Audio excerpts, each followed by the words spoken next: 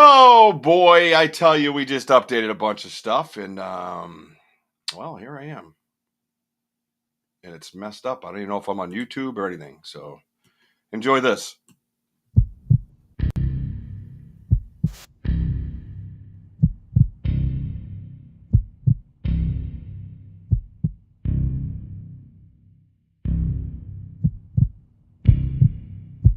Good morning. Welcome to Banter with Richie B Live.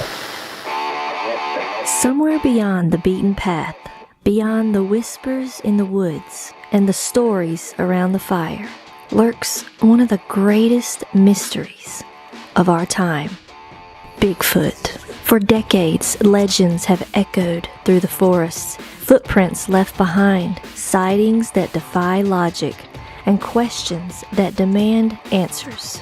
But this isn't just folklore. This is a call to investigate, to explore, and to uncover the truth. Banter with Richie B isn't just another show. It's a community, a movement, a hub for genuine research, real conversations, and boots-on-the-ground discovery. Every episode dives deep into evidence, expert interviews, field investigations, and the drive to seek what others say is impossible. If you believe in asking questions, if you're ready to get your boots dirty, and if you think the unknown deserves more than just a passing glance, then follow Banter with Richie B. Stay informed, stay sharp, and maybe, just maybe, be the one who finds the truth hiding in the trees. I love you, baby Jack. I want you guys to keep climbing. I love you, Mama. Wojo's gonna get us out of here because that's what he does. That's right. Nice meeting you all. Thank you for being on air. And yes, we are all of the phone. Let's go.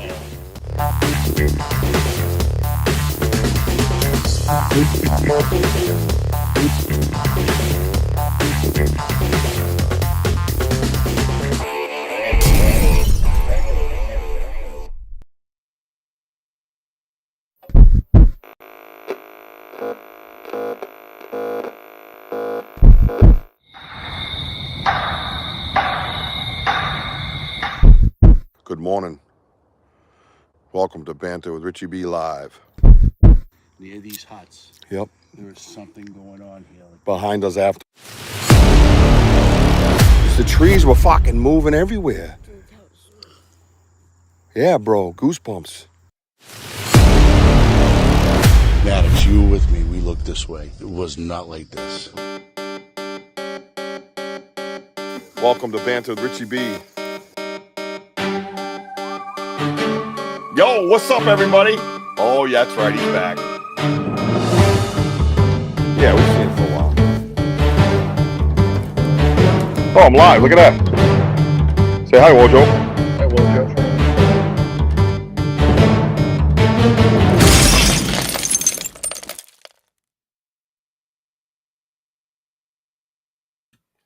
Hey-o! Oh, hey, girl, hey! Woo! All right, you don't have to be in jail to do that because you like it.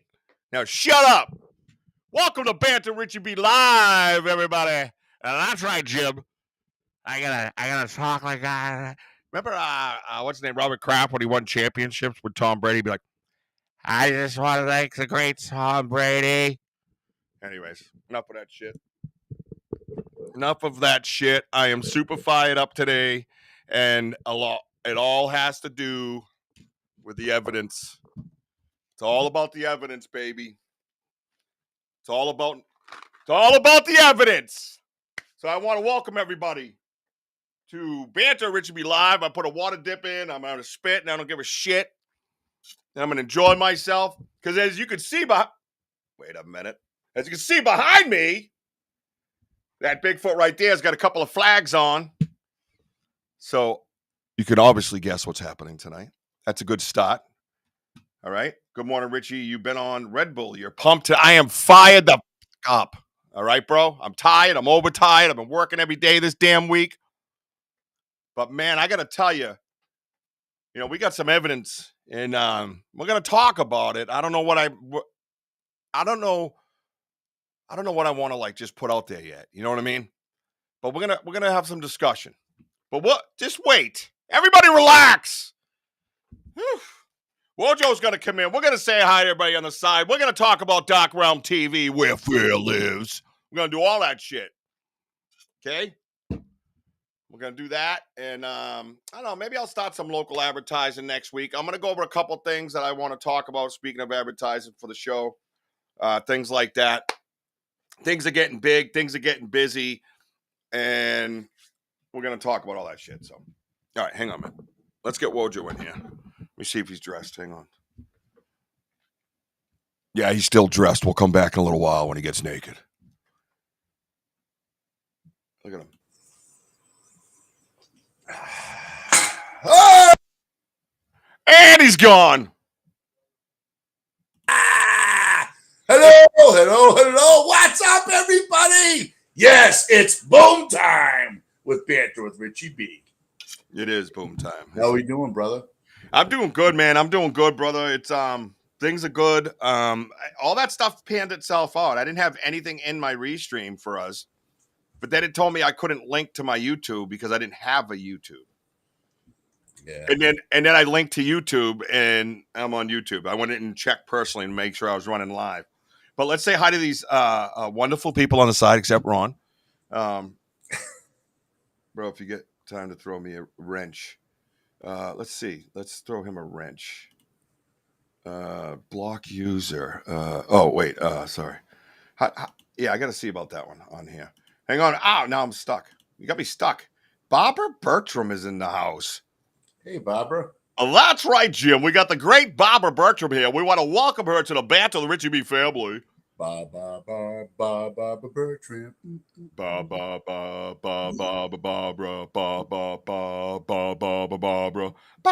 Bertram. Ron was actually the first one here. Glad you felt like showing up. Just can never say hi. Love Ron. How you doing, bud? And now look at, watch him.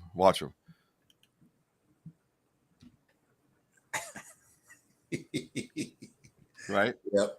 And then after that. There we go. Let's say D Hoot was first. Yep. Hey, D Hoot, how you doing? Hello, Miss D Hoot. Ronnie's saying hi to every. Oh, here we go. Stacy has arrived. All right, excellent. Thank you so much. Big Andy, the daddy of them all. What's up, Daddy-O? Sparky. D Hoot, Stacy, Andrew. No, you always say hi to the host before you say hi to the other guests. Deadpool. Damn it. No, I'm just kidding. Home of the Boom, he says. And then Ron says, home of the Boomers. And then I said, oh, we got a boom. And then I said... Go put it up. What? Nothing. I said electric Allen Donkey. Now look at him. Face purple, crying. Like, what has happened to our friend Ron? Huh? Oh, I can't separate you two. This ain't jail, Richie. Like, it would take jail for him to do that. Hello, Sparky. Electric Allen Donkey. Here we go, Sparky. All right, cool. No, wait, I don't want to miss no. Oh, Elder's here. Hello, Tanse. Hey. Elder, we're gonna keep a lot of our messenger conversations private for now. Okay, everybody. Same with Sparky. Okay, everybody. We're gonna have. Well, we will have a little bit of a discussion about it, but that's about it. We don't want to discuss too many details. Good morning, Richie. You've been on Red Bull. Hey, Damien. I am pumped. I really am pumped. I can't help it. You know what's funny is I'm tired. I've been working, a lot, and I even worked today, and I'm just want to go take a nap. And then, we just started talking about the evidence. I shared some evidence with our guest tonight, by the way, Mr. Ben Kennerley and Ian Driver from the Monster Squad, UK style, baby. Monster Squad. Right? Those are our boys, man. Like, if these two were here over in the States, like in the South Shore, we'd be out all the time hanging out. Yep. Right? I'd be doing little purple face cry faces so Ben could take videos of me doing it. Right? I do like little shy face like Ron does. You know what I mean? across the pond going, boomers are here. Hey. Hey, Boomer, hey! That's a good one. See, there it is. We the elders say you gotten something special. Why, thank you. Thank you. Thank you. That's why we share. That's why, and we're going to share with everybody, but what we want to do, I don't like putting out like a teaser. I don't like doing any of that shit. We're not gatekeepers. You guys all know that. And it's not about any of that. It's putting it out there correctly. And that's what we want to do. We want to share things correctly. We don't want to just, use our emotions and just throw something out there and then have it be something it isn't. So that's what it's about. But we are going to have a discussion about it. And some people that are in here now do have copies of it because they help us analyze and they're part of the team. So, hey, bro, if you get a time, throw a wrench. Yeah, I know. I got to throw. How do we do wrenches in Restream? I forget. I have to look it up. It's been so long. We already said hi to Barbara. Obviously, that's precious. You like that one? We sang to her and she loved it. Yeah. Sarah Jane, what the? What is this legend doing here? Huh? Oh, I hope you're feeling better, by the way. Yes, well, I hope you're feeling better. Hey, Sarah, hey! Hey, Sarah girl. She's back and she's bad. She's rocking and a rolling, rocking in a rhythm. Sarah Jane. Sarah Jane.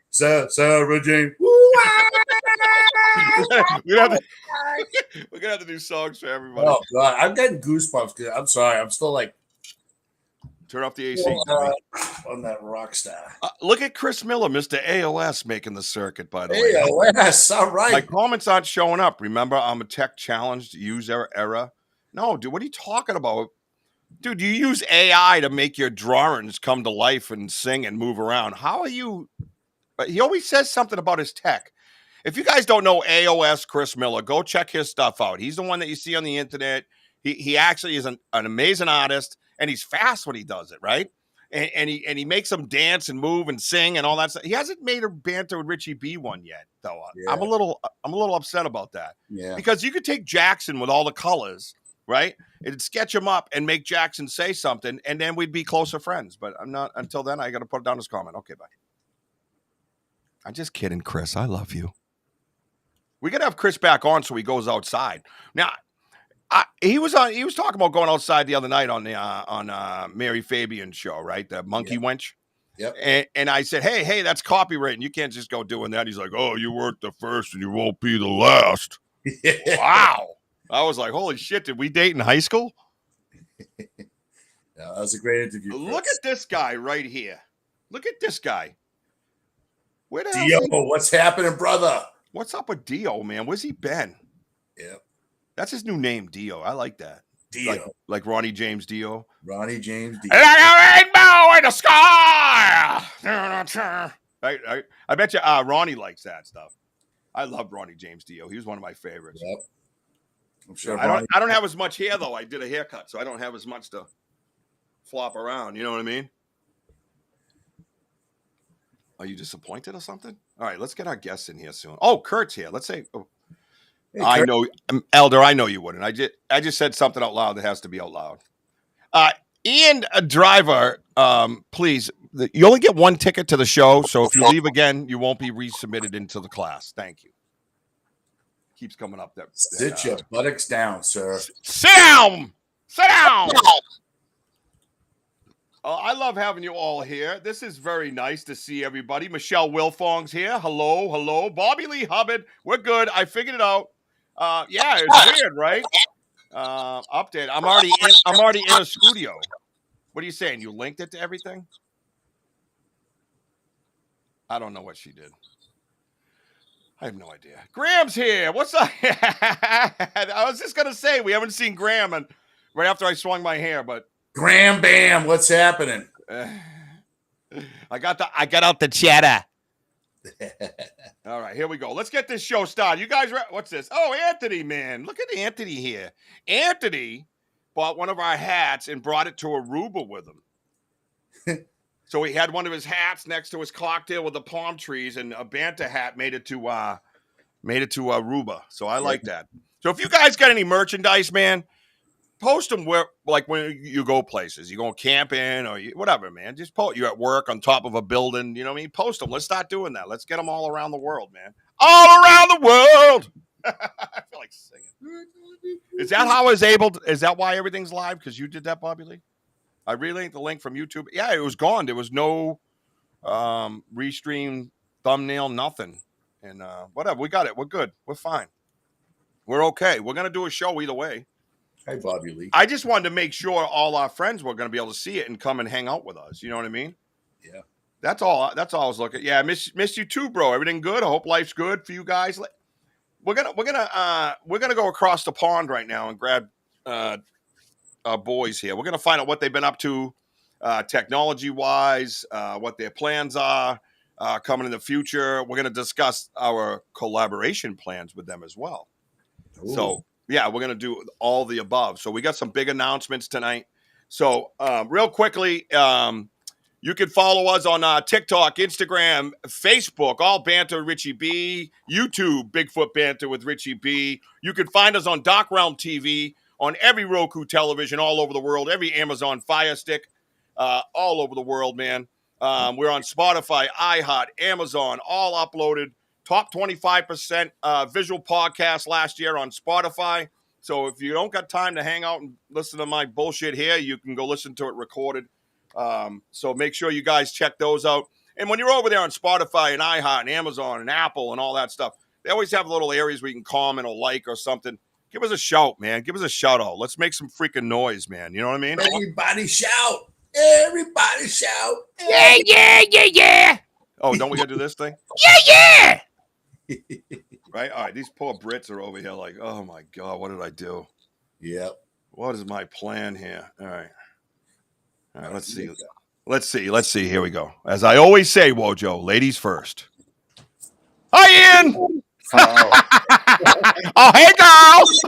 how you doing? All right. Hey, how you doing, Ian? Nice to see you. He was no fun. Let's go with the other chick. Oh, hey, girl. I was more concerned on what was the red light about. What was the what? Red light. Oh, yeah, you're right. Let's get back there. Yeah, that's weird, huh? Hey, guys. It's like we're in a knocking shot. You know what a red light means over here in America, right? You put that red light on in the porch. No, put it back on. You started with it. You put it back on. You put that red light back on, girl. You offer it up. Oh, $50. All right. Well, Ian is. Ian, you got any tea that you can sip on while we talk? Because you look like you're ready to nod off. I'm having a nightmare. Yeah, sorry about that. Wojo, go change your shirt. I've got both twins awake, running about like crazy. Oh my God! You got a door with a lock on it? I've come outside. Oh, you're outside? Yeah. You can go back in with the twins running around, dude. I got 83 kids, bro. We're not afraid of that. Yeah. Yeah, don't be afraid, man. They're part of the show. It's okay. Do they swear like you Brits do on a regular basis? Yeah. Yeah. I teach him young over there. Give me some motherfucking tea, you bastard. It's like Chatsworth, a bit like Shameless. Back up. I don't know, but I saw that red light, and the first thing I thought of was a toad in my hole. It's actually Ben's torch. Ah, that's where it's Ben's fault. Oh, you're blaming it on Ben. Huh? He brought it when we went to the cruise ship. Oh, okay. Oh bloody hell! Gene Tewksbury's here. All right, sorry about my raunchy mouth. Let's start over. Hello, everybody, and welcome to church. Yes. You don't have to turn on the red light, Roxanne. Right? Huh? We got them all tonight, don't we? Uh-oh. Elda's here. Sorry, Elda. Sorry. That was a pre-recorded message. Sorry. All right, there we go. I got out of trouble with Elda. Woo! She gonna get mad at me. I keep going there. Right, Woj? Oh, yeah. Everyone on the side saying hello to you guys. Everybody say hi to Ben and Ian of the Monster Squad over at UK. Monster. Hello, let's see them all roll up the sides, you bloody blokes. How'd do? Good. I've been practicing. Hi, Icy. All right, so Hi, everyone. boys. I know you missed me. I'm sorry. I'm a little extra fired up tonight. So I'm going to let the cat out of the bag a little bit, if that's okay with you, Wojo. We're going to talk to because Ben heard something, and then we're going to get into find out what these guys are up to, and we're going to make. Are we making an announcement tonight? We can if you want. Would you like to? We can. We also have an exclusive for you from our end as well. Of course you do. But of Just you. course you do. All right, Ben, you got to behave yourself. I'm going to have your wife sit in that No, seat, okay? temperature's up there, Rich. It's 93.2. Is it? But yeah, what's the temperature over there? He said 34 earlier while we were talking. 93. He goes, it's hot as hell. It's 34. I'm like, oh, God, well, okay. And then I remembered, oh, yeah, Celsius. So, all right, so listen. So early on. So what happened is I'm going to let everybody in on it, and then we're going to get on with the show in that sense. We had the recorder underneath the gifting chair, and we got some absolute epic recordings that could be a game changer. And we have some people analyzing that. And helping us kind of clean it up a little bit. And Mr. Ben got to hear it. And without getting into detail, Ben, what'd you think of it? So this very rare occasion that listening to something, I ever just think, wow, that is something. And what you guys played me, I can't figure out in my head for it to be anything else than what you're describing. It is phenomenal. It takes, Bigfoot hunting or whatever you guys want to call it, and puts an entirely different spin on it. From the research that I've done around Bigfoot, obviously we do a lot of different cryptids and stuff like that. I've never heard anyone have that evidence like that. It is phenomenal, and when you guys eventually hear it, you're in for a real treat, but a massive shock. Yes. It's unreal. It's Well without said. seeing what is actually on that recording, it is, hands down, wild. Great evidence that you've captured. Thank you very much. And again, the reason too is it's not uploaded and I want to say cleaned up, but with a lot of white noise. But it's not uploaded. It's kind of still on my phone and still in the recorder. So I'd rather upload it and play it on the show so everybody can hear it with their headphones. And here we go already. I think I need closed captions. He said, "Shut your bloody mouth." That's all I heard. So, thank you for that. So that's awesome. So stay tuned for that. We're going to keep you updated throughout this week, actually, on that, because there's going to be a lot of cleanup. There's about 60 hours of sounds and recordings from it this time. And let's just put it this way. You guys have heard the recordings before. There's the episode on YouTube called The Sounds of the Gifting Chair. There's the recording of it walking, but we had the very big steps. That's on the YouTube channel as well with a big purple thumbnail. You can go check that out. What we have now absolutely blows that away, and it shows that the family has gotten very comfortable with the gifting chair. Let's put it that way. So pretty epic stuff. Ian, if you're a good boy during the show, we'll let you listen to it after the show, okay? Cheers. Thanks, mate. I got you, boo. I got you. What's that? I said he needs to be good. It is definitely worth a listen. Yes. So behave yourself, Ian Driver, you bastard. I don't know what that was. I think that was a Scotsman because they're usually drunk. Richie and Wojo have worked for this. I knew they would capture. So thank you, bro. I appreciate it. We do work very hard for this, and I don't know. I look around at a lot of different. I watch a lot of people. You know what I mean? And we don't see it as work, so we don't talk about how hard we work. You know what I mean? That's our vacation, our break. When we get out there But when you look around, it is work, man. And we put the boots on and we get out there. And I got a thorn in my finger from the other day. I can't get out. You know what I mean? But just things you don't think of, right? But so let's talk about. That's enough about Wojo. Let's talk about Ben and Ian. All right, what's going on over there? Ian? Is he hiding in the bathroom? Yeah, I'm trying to noise out the noise pollution from. We're not worried about it. Ian, We're not worried about it, bro. Did you just sit there and watch for the last 25 minutes how much of an idiot I acted like? No, we're not worried about it, kid. Relax. Have fun. Yeah. Games. Shut up, kid! No, shut up. Just Go to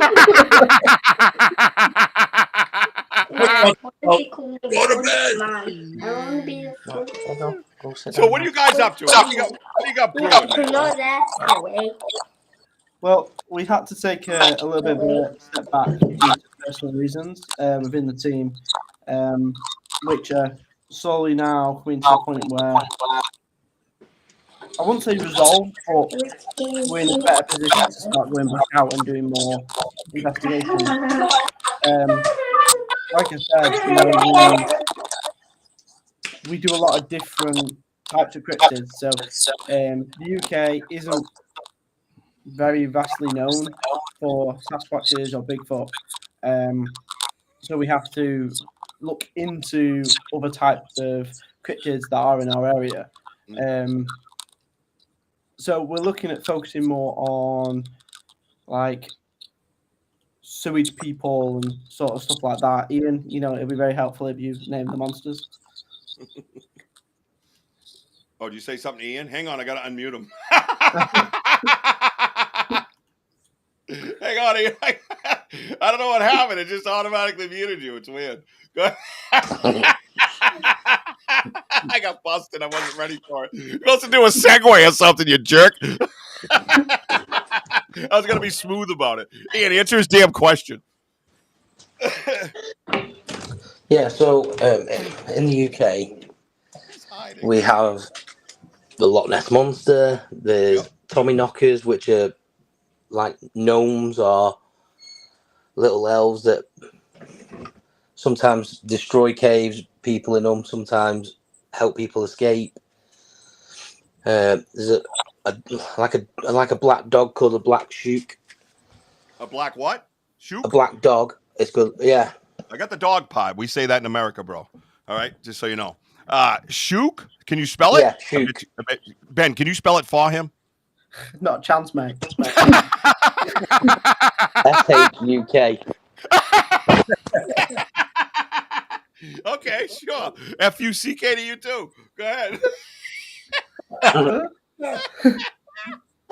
The thing I've been researching at the moment is the grey man, for obvious reason, but I come across some other stuff in the same area, up near Inverness, because the grey man's based around Ben Macadooey, mountain range in Scotland. But there's a fairy hill, literally just on the outskirts of Inverness. And then you've got your normal dogmen. There's giant snakes, Highland vampires. So the vampires one is a very interesting one. Like, I really want to do the vampire one. And the way I'm going to explain this isn't the reason why I want to do the vampire one. But the basic legend of one of the vampires that apparently lurk in this country are these insanely beautiful women that lure someone away and then do what they want to them, and they just find an empty shell, basically. But I just find that very interesting how the reports of them, they've always been women and not like men or anything like that. So for me, that one sort of stands out. Like, just because whenever you hear the word monster or like that, you just instantly, well, I personally instantly just think of the most scariest thing you could imagine on being on your own in a dark night. But it's one of them. It's the complete polar opposite. And you would be more willing to trust an attractive lady over some burly like bloke cavalling a shovel saying, I'll help you out. Like, and that's what sort of makes me want to go and actually try and look for these vampires. And, if they pull Ian off That sounded so wrong. If they pulled Ian away in the shadows. Yeah, I could see how that. that would be the British term of pulling someone off. Yes, I got that. Okay, I got it. And you ever got pulled off by a vampire, bro? Not yet. It's amazing. So with all these names, guys, has there been like a lot of stories out in England about the the vampire and the fairies and obviously Loch Ness monster that we hear, but Yeah, obviously any like people discussing it. There's not many people discussing really any of the cryptids in the UK. There's the odd one or two, I think, but I think it's because like the Loch Ness monster is such a famous thing, it overshadows everything else.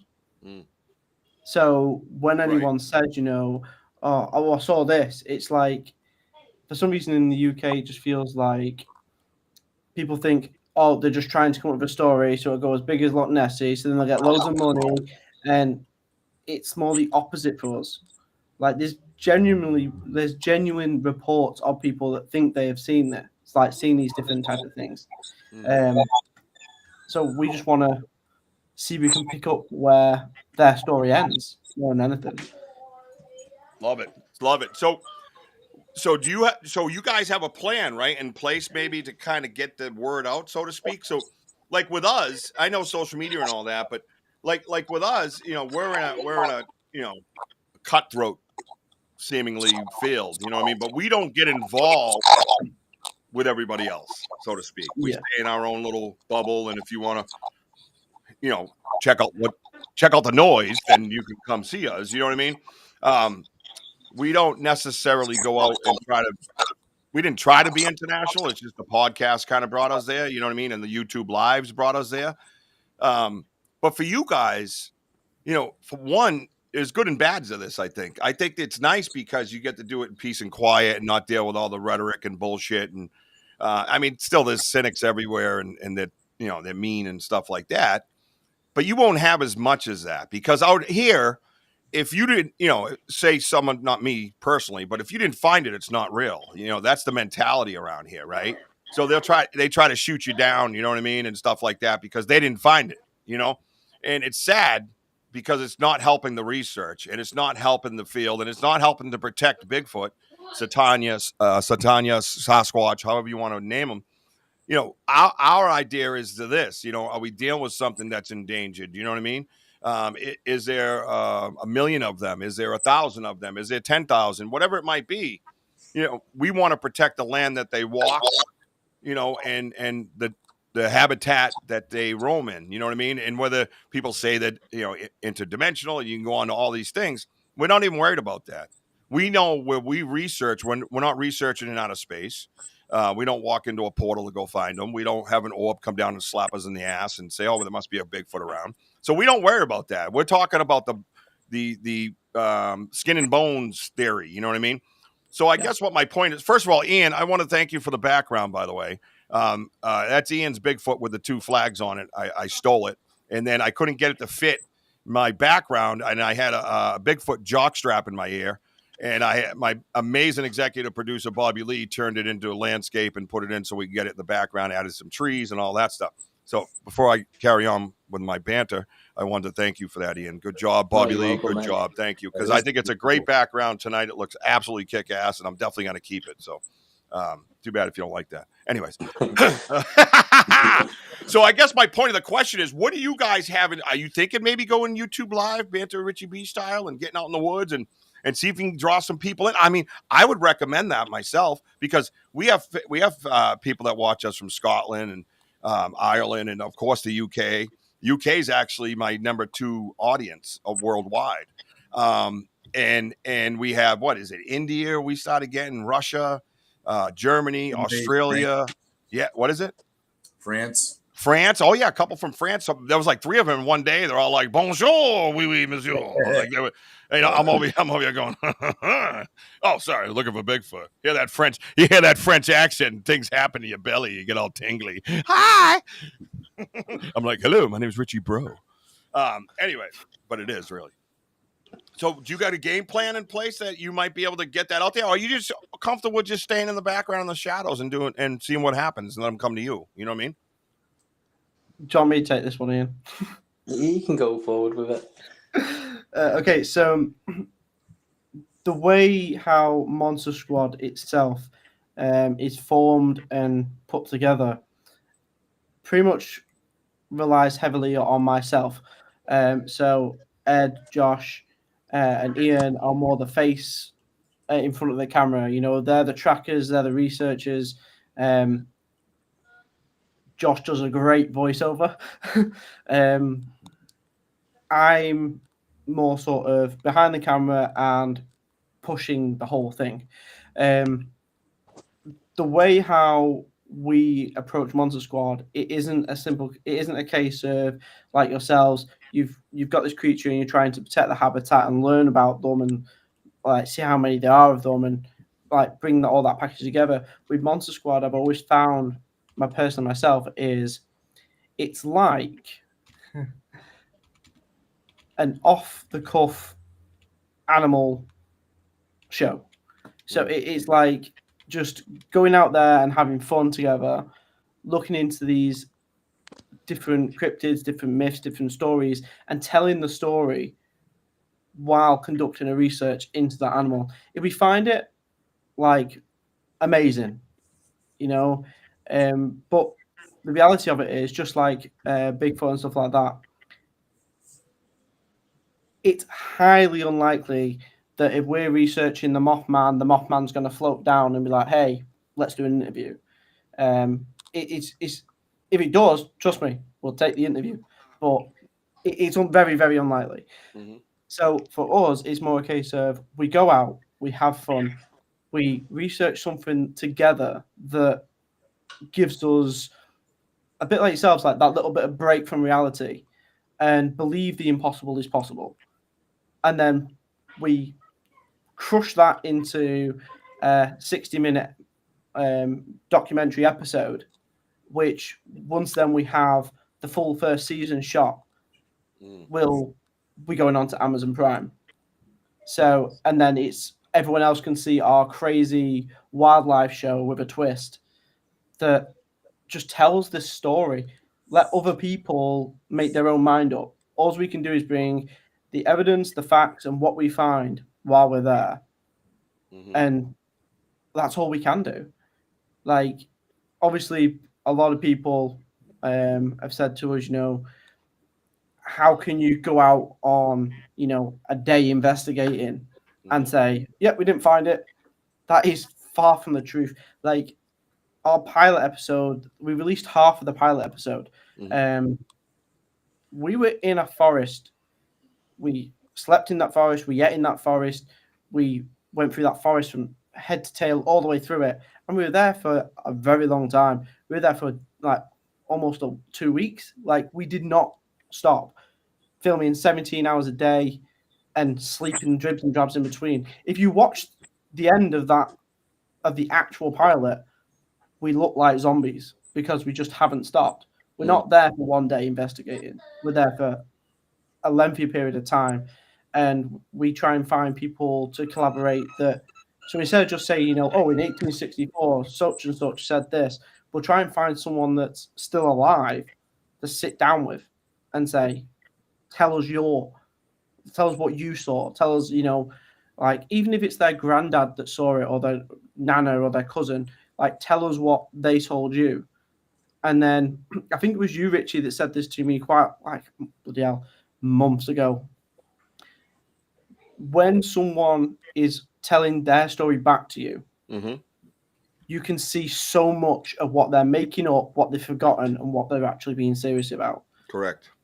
Very simply, just by just looking at them. And it normally tends with anyone that's making something up will think their story's going boring and then add some massive dramatic thing that just clearly didn't happen, because you can see them trying to clock out what the net's going to say. But some of the people that we have actually spoken to, you can see the fear still in their eyes. Right. Like the way, and when they're talking to you, you can physically hear like the quiver in their voice. Yep. And then we have to reshoot that interview again.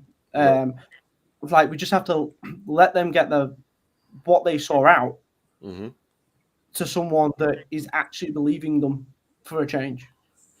Yeah, and then redo it so then they're not in tears or something like that.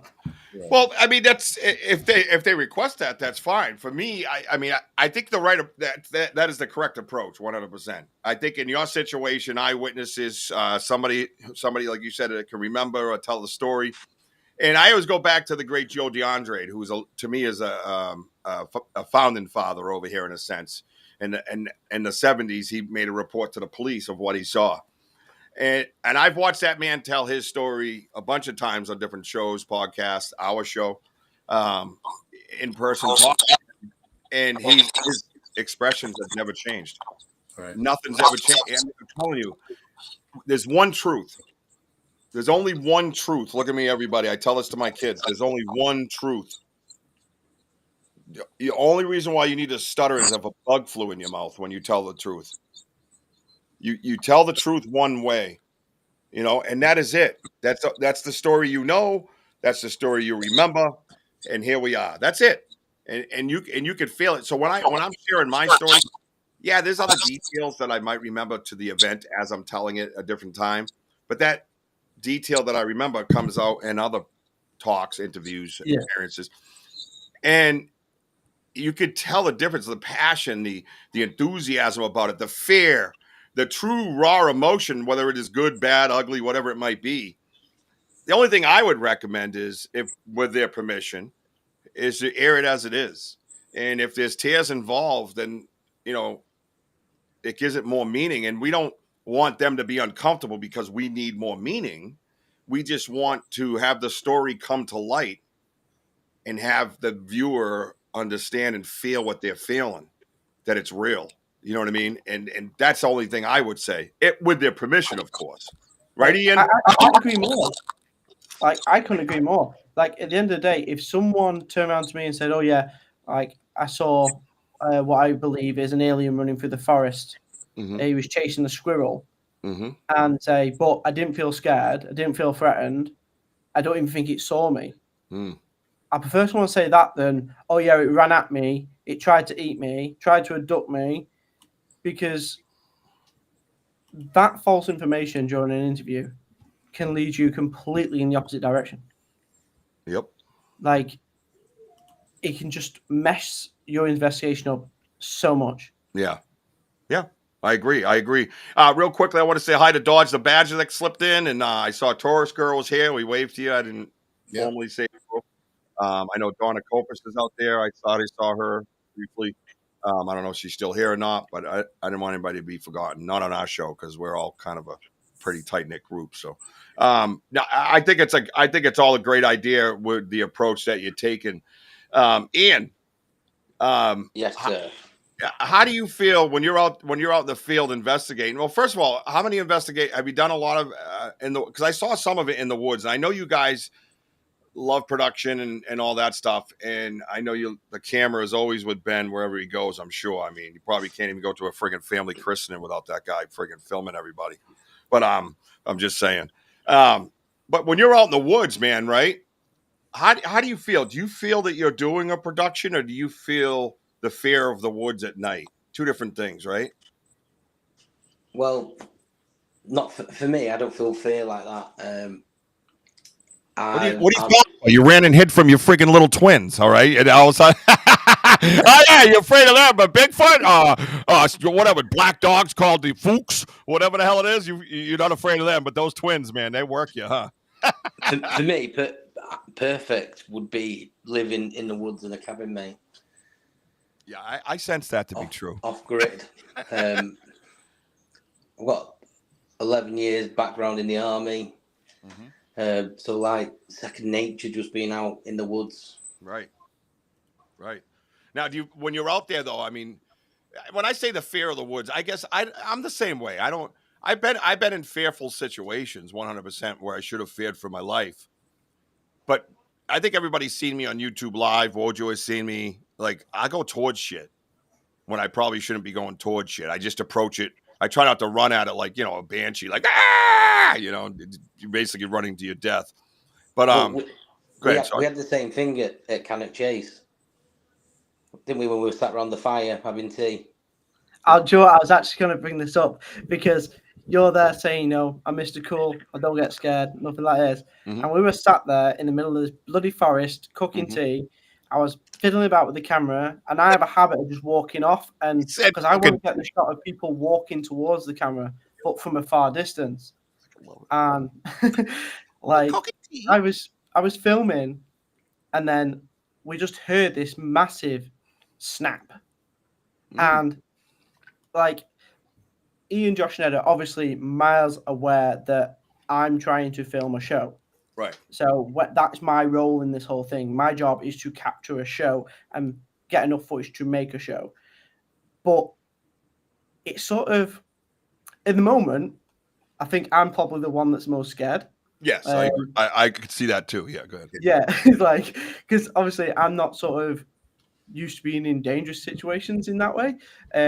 But them three, it's how can I put it? It's like something just goes like that, and they instantly go from, you know, knowing that I'm getting a shot of them just sitting there to Ben, get here, and like a little circle, and they sort of like things Ian's told me, you know, like we have like code words and stuff like that. You know, if he says certain words to me and stuff like that, it means, you know, fucking don't go over there and stuff like that. But all three of them, not just Ian, but Ian does do it very, very quickly, just instantly go into this defensive, protective mode. And it's like when you're little and your dad says, come here. And you know, if you don't go there, you're in shit. Right.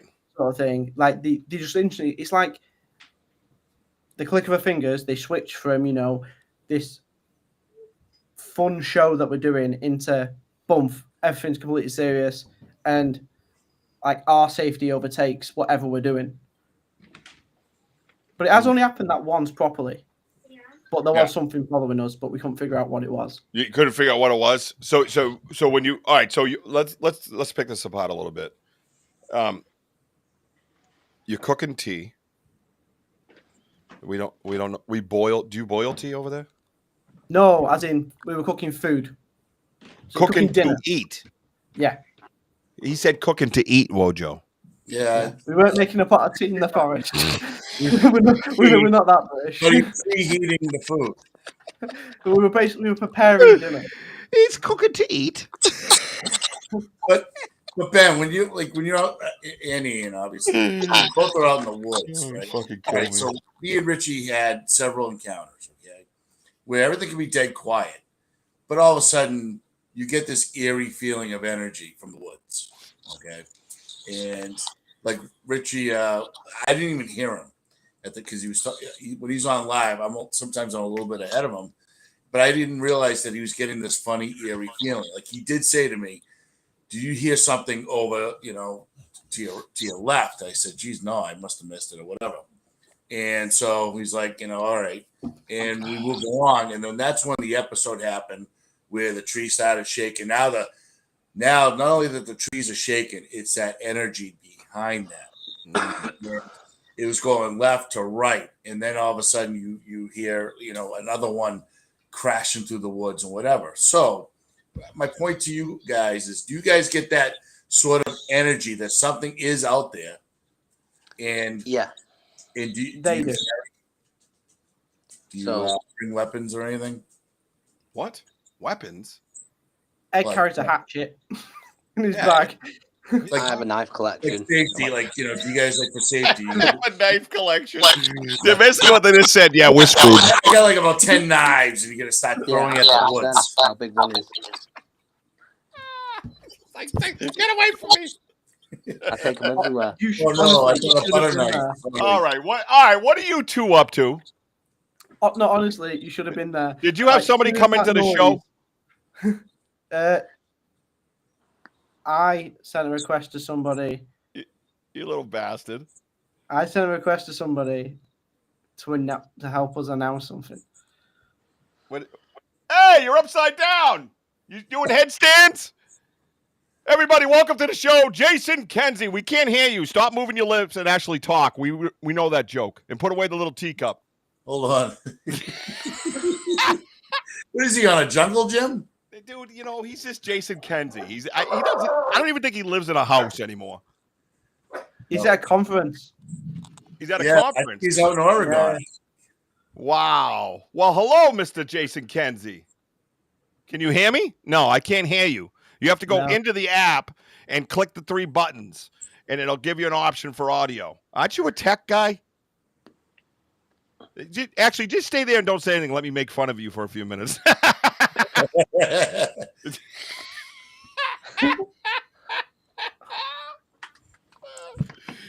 You hot shit. You want me to put you backstage while you figure that out? Shake your head sideways.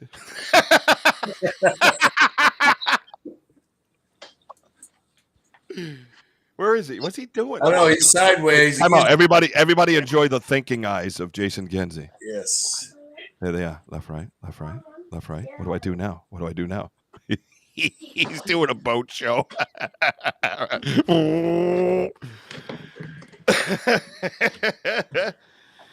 Yeah, now he's upside down. No, we still can't hear you. Wojo, he must have an Android. Do you have an Android? Yeah, just there's the 3 icons up above you, and it has to have you allow to have your volume on or Yes. unmute you. Is it the 3 buttons? The 3 dots? Yeah, the 3 dots in the top. There's 3 dots in the top left, isn't it? Oh, it's an Android, so that means it's top right because it's backward ass. Do you have an Android? Can you shake your head? Shake your head. Shake your head. Yeah, you want some music? I don't think you can hear us either. You can't hear him? He can hear us. Look at him. He's frozen. Jason Kenzie makes his grand entrance. No. Hang on. Let me make sure I don't have him muted. No, I don't even see a volume option for you, actually. Yeah, so you haven't even given it permission for volume. Hide camera, keep audio, it says. That's what it gives me. Nope. Nothing. Yeah, hit those 3. I don't know if he can hear us. Can you message him, Ben? Yeah. Wojo, do you have his? Yeah, message him and tell him there's should be 3 dots that he's got to click, and then he has to allow permission for, what is it, Restream? Yeah, you have to allow permission for your, the camera's on, but just the audio. Is that in the Restream studio? Let's play charades and see if we can figure out what he's saying. It's brilliant. That's brilliant. Yep. Under a power line. Yeah. What was it? Was it Dodge the Badger that said he was in, what do you say, Cannock? Is that a place in England? In the UK? Cannock? Yeah, Can Knockers. Cannockers. Cannock. Is that in England? What did he mean by that? I just saw that a while. Oh, Cannock? Oh, so it's over in the UK? Yeah. Yeah, it's like okay, so he said he was there for a little while. He's saying his stupid audio doesn't work. Yeah, the stupid audio works. It's the worker that's not working the stupid audio. You know what I mean? So, Wojo, while we were there, you were saying about feelings and that. It's got like the biggest deer population in our country. Really? And we didn't see a single deer. What? There was no noises from any bugs, birds, nothing. It was just silent constantly. That's amazing. So here's a question. Wait. How about structures? You got any structures over there? Yeah. Are you finding any structures? Are you finding, like, you've watched the show? We've talked structures. I'm the structure guy. I don't care. I don't care if they ridicule me. You know what I mean? I give a shit less. We found one that looked like an igloo. Really? There is also one thing Wait a minute. that I'll release, shall we say? Whoa, wait a minute. We're in America. That means something different. Bye. We don't want them releasing here, folks. It's a family show. All right. What the hell is wrong with him? You got to learn how to talk English, bro. Or not English. Learn how to speak not English. I'm trying now to think really hard on what I'm trying to say. That's his knock. I'm sorry. Shit. So you found exclusive. There's a little exclusive that I will reveal from the second half of the investigation at Cannock Chase, which is something that we found, which goes completely the opposite way to what we thought could be in Cannock Chase. So we're there looking for a werewolf. In the UK, it's normally preferred as a dogman. However, me and Ed, on the last day, were just walking down this trail, and we saw these structures that look like big A's, literally just an A, but it was twisted and bent and wrapped like an actual letter A, which potentially isn't uncommon in the UK. You know, people go out in them forests all the time, and someone could build it. It's not a big thing over here, sort of thing. However, me and Ed were just about to leave after looking at these like structures that we found, and I just looked at Ed and said, "Don't move." So he looked at me very weirdly. I said, "Look down," and there was a footprint in the ground about that big, barefoot. Interesting. It's in like a not mossy, like pine needle-y sort of texture on the floor, and you can just make out the slight indent. Now, the one thing we didn't have on us is a plaster cast, so we couldn't make a mold of it. We had an app. Ian, what was the app called? Scanniverse. Richie gave it to us. Yeah, right. Scanniverse. Yeah, 3D. Scanniverse, yeah. Yep. Which Ed took a reading of it, and you can slightly see it. Which then there's a very random clip. I can tell you now that will be at the end of the official episode. That clip will be at the official end of the video. And Ed, the one thing I love about Monster Squad is even though we're filming and everyone knows we're filming, it's like not break character, but Ed just sort of looked up at me, and thank God the camera was pointing straight at Ed, and he went, "We got to come back and search for what this is." And just the way he said it, it just felt like so wholesome.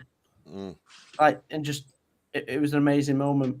And I think that was my highlight of that entire trip. And we were there looking for a big werewolf, and we find a random. I've got to say, it was massive. It's about that, like that big.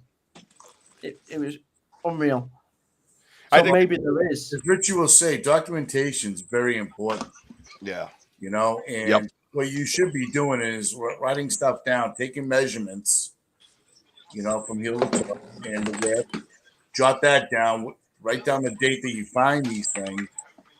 So, I mean, are you guys staying in the same area, or are you guys just bouncing around? We're camping.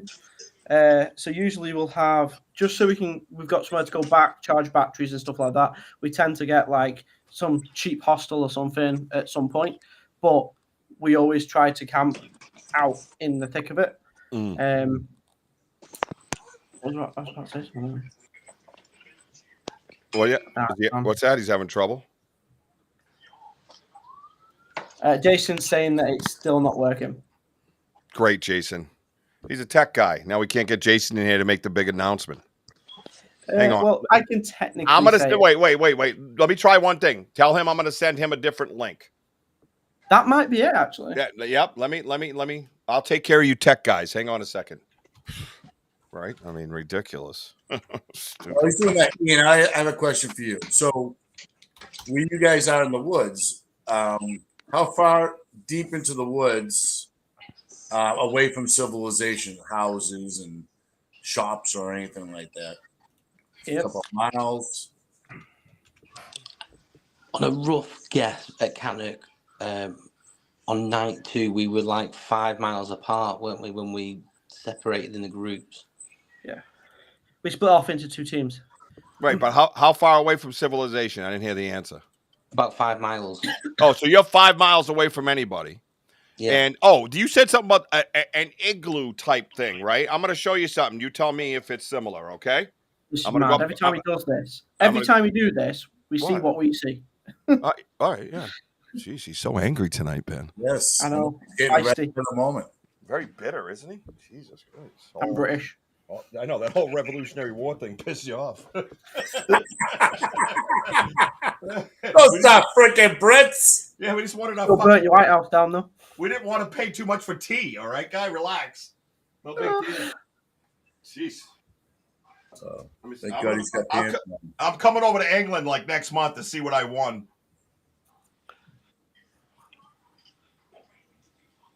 Can you see that? Is there too much glare? Oh, there we go. Is that good? See that? I'd say yes, but without all the leafage on it, the foliage on it. So if you imagine the skeleton frame. Okay. Yeah. All right. But it's still alive. And what type of tree would it be over there? Can I ask that? Because we probably have different trees. I'm sure you have pines and stuff. But what? And were they bent at the bottom, like just like that? Yeah, like somebody boiled them. It was more like a reed than a tree. The tree type was like a reed, but the shape was similar, like that.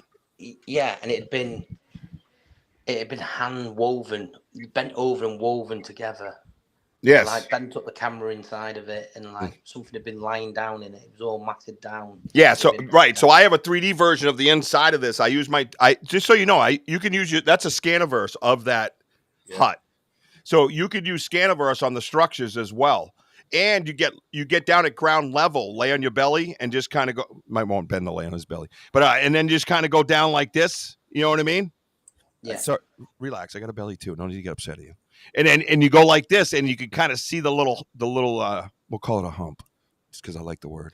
And I literally drew lines where you could see it laid, whatever it was in there, laid down. And what was the size of this? Because size does matter. I don't know if you know that, gentlemen. Was it like 6 feet long? Like this one here was 9 feet by 6 feet. Anything? You're faster at converting meters to feet than I am. I'd probably say 6 feet by 5.5. You know, it was nearly like square, like equal circumference. Right. Is Mama Elda laughing at my legs? I have very sexy legs for an old man. Okay. I stood up, and you're lucky I'm wearing shorts. But the area it was in, it was horrible. Like really overgrown, thistly, thorny. Like it was shit for us walking through it. Right. And then this one thing was no leaves. Yeah, random in the middle of. Were the leaves underneath for it to lay on? You think? It was like bedding.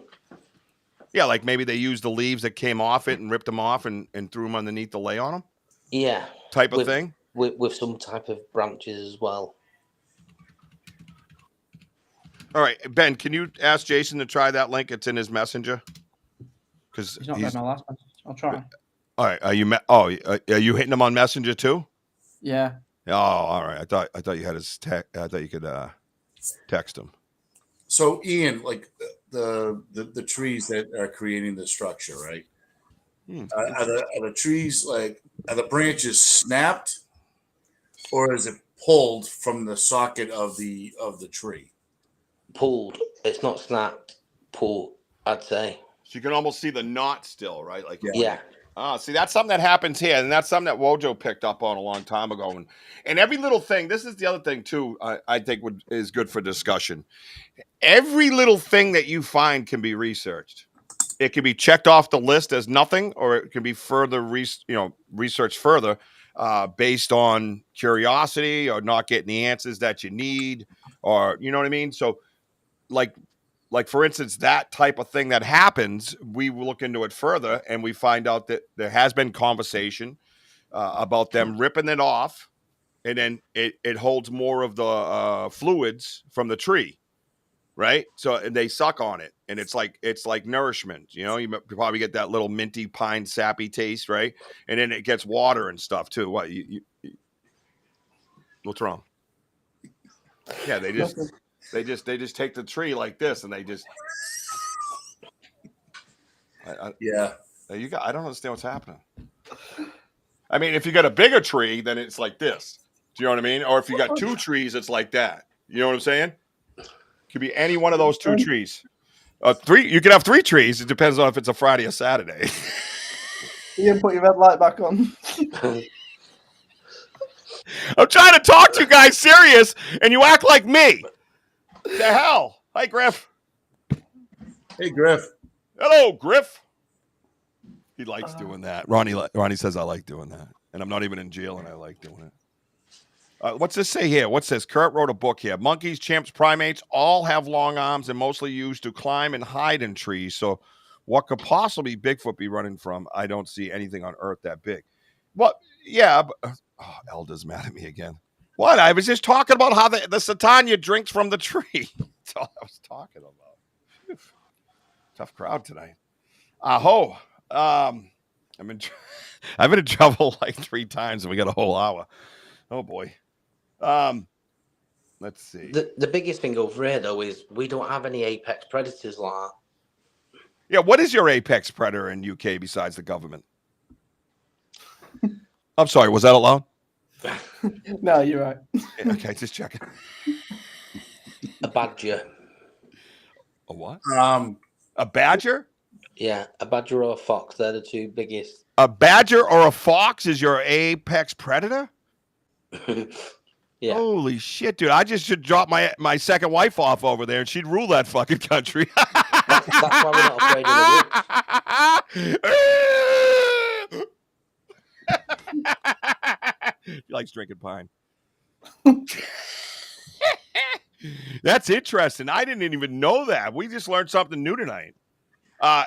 Kurt is on point tonight. Animals grow only as big as their genetics, environment, and conditions. Where does the size of Bigfoot come from? Maybe they were hunted.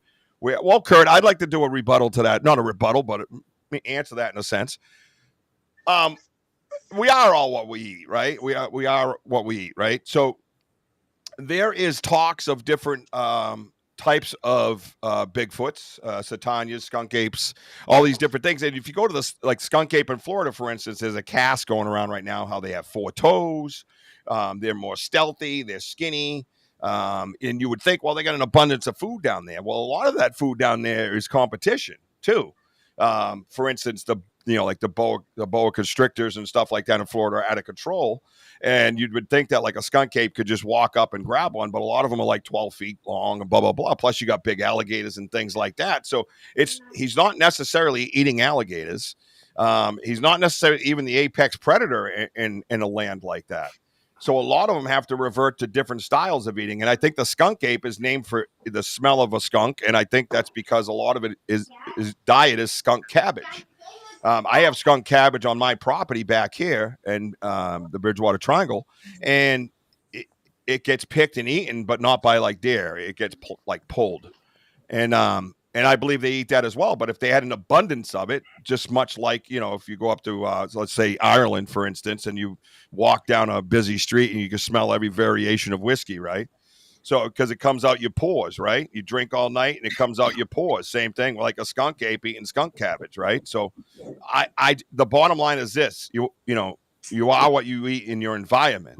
Maybe the ones out in the Pacific Northwest of United States are bigger than the ones down in the Southeast United States. You go over to there's Yowies and different things, right? You got the Yeti, right? The Yeti's supposed to be big, but he's also reported to be let's see, lanky in a sense, but bulky up top, athletic, I guess would be his thing. You know what I mean? Different food variations, right? So maybe you're dealing with something in your place too, because there's not a lot of apex predators. They get to eat a lot, right? So you could have a variation from small to big. In our area, there's an abundance of food, right? So they eat, berries, leaves, peanut butter and zingers if he's in our woods. And you got plenty of deer, squirrels, raccoons, possums. I mean, there's so many things that they could just pick up and have a snack. Mushrooms, right? The berries. It just goes on and on and on and on. You can just eat all kinds of things. So we have an opportunity to have big ones too, and we believe the 18 is definitely big. That guy, he's the one we heard walking in our original recording up to the gifting chair, where you hear the big padded feet go boom, boom, boom. And then he stops and scuffles and looks. You can almost feel him looking around, but you can hear his feet moving. This one that we have now is more like a quick little pitter-patter, pitter-patter, pitter-patter. But we believe he's the 8x3 foot that we pulled from the ice. So he's the new one. He's the young one. So we're actually going to start naming them by their foot size, but we're going to times it. So it's going to be 8 times 3 is because he's the 8x3 foot. We're going to call him 24. So that's his name. So any number that goes up, the highest number is the big boy. I think he's growing. No, he's definitely growing. I think we're going he's 40 now. Well, no, the other day we found a 10x4 or something, or a 10. Yeah. It was an odd size. That's got to be him, because if you think about it, we were basically on the ice in what, January? I think it was like February. Yeah, right. So March, April, May, June. That's 5 months, dude. Yeah. A 5 month human grows well. I mean, I've gotten way bigger in 5 months. I don't know if you guys noticed. Nothing. It's a fucking tough crowd, huh? These guys need some fucking tea. What time is it over there? 3 a.m. Midnight. Yeah, that's what I said. Besides badger, many others bad creatures populate the rich and varied folklore of the United Kingdom, including various giants, dragons, and other spirits, depending. How do you feel about dragons as far as putting that in the Monster Squad? Because that's what Monster Squad is. You're going out looking for any and every cryptid you can find, not just Bigfoot. I've got an opinion on this. You have an opinion on the dragons? Yeah. Yep. Okay, well, let's get Ian first in case his twins come in and ruin the show. Too soon? So, I believe dragons were really dinosaurs. Dinosaurs was a made-up word only 200 years ago, so I think the older references from medieval times is a dragon is a dinosaur. Interesting. Ben, go ahead. I'm going to double this up, then we're going to reply. I believe that there is still some form of dragon up in the Highlands. Oh, stop. Ian, do you believe that there's still a form of dragon alive? Yeah, because research. Wait. Before you go into your research, so you believe that there could still be a dragon? Like a variation. A variation. So you both believe there's still a variation of a dragon possibly somewhere in the Highlands of Scotland? Yeah, I don't think it breathes fire and flies and collects gold. Mine's not in Scotland. Wait, he said Highlands. What did you say? So I've got an eyewitness who described it like a pterodactyl. Was it a pterodactyl? Well, I don't know. I wasn't there, but what I'm saying though, if you're comparing it to a dragon, I'm asking you. Yeah. Was it a pterodactyl or was it a dragon? I mean, that's. Well, yeah, I believe dragons are dinosaurs. Right, but I understand that. But a pterodactyl looks different than a dragon. What would make you think that's a possibility? Did he describe a tail? Did you know what I mean? Did it have a? He described a large, 14-foot winged creature flying over Northampton. Like Northampton is like a city? Yeah, it's a town where we live. Well, would you say it's more Midlands, Ben? Midlands? Yeah. What do you mean? What? Middle of the country. Oh, middle. Okay. Oh, Middlelands. Midland. Yeah. Midlands. Okay, so, but would you describe it as a town or a city or a hub? Is there like a public transportation? I mean, yeah, a town. Okay, so but it's big enough to have like public transportation where people, a little hustle and bustle, so to speak. I'm just trying to give the audience a view of what you're talking about.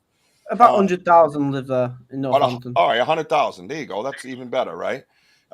So Alder believes they're still around. Sparky, Damien says, I winged serpent. What? Winged serpent. Yeah. One winged serpent. One wing is what he says, right? I don't know. Could you clean that up a little bit, Damien, and come back at us, or don't speak Scottish, something like that? Rich, I guess what they're trying to say, I'm going to. Did. I mean, that's like the Thunderbird around here. All right. That's fair. So. I think that's fair. Yeah. So, like, what we have here in the States is what you call a Thunderbird. That there's this, like, big, huge bird. It's got, like, big talons, and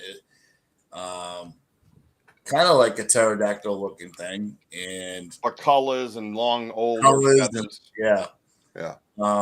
And it makes a very distinctive screaming sound in the woods, Like a phoenix, in it, so to speak. It's yeah. not folklore-wise, a phoenix and maybe a thunderbird would compare, if you guys understand that a little bit. Yeah, because the colors change because of the reflection of the sun. Like, I guess where the feathers angle, like how you know.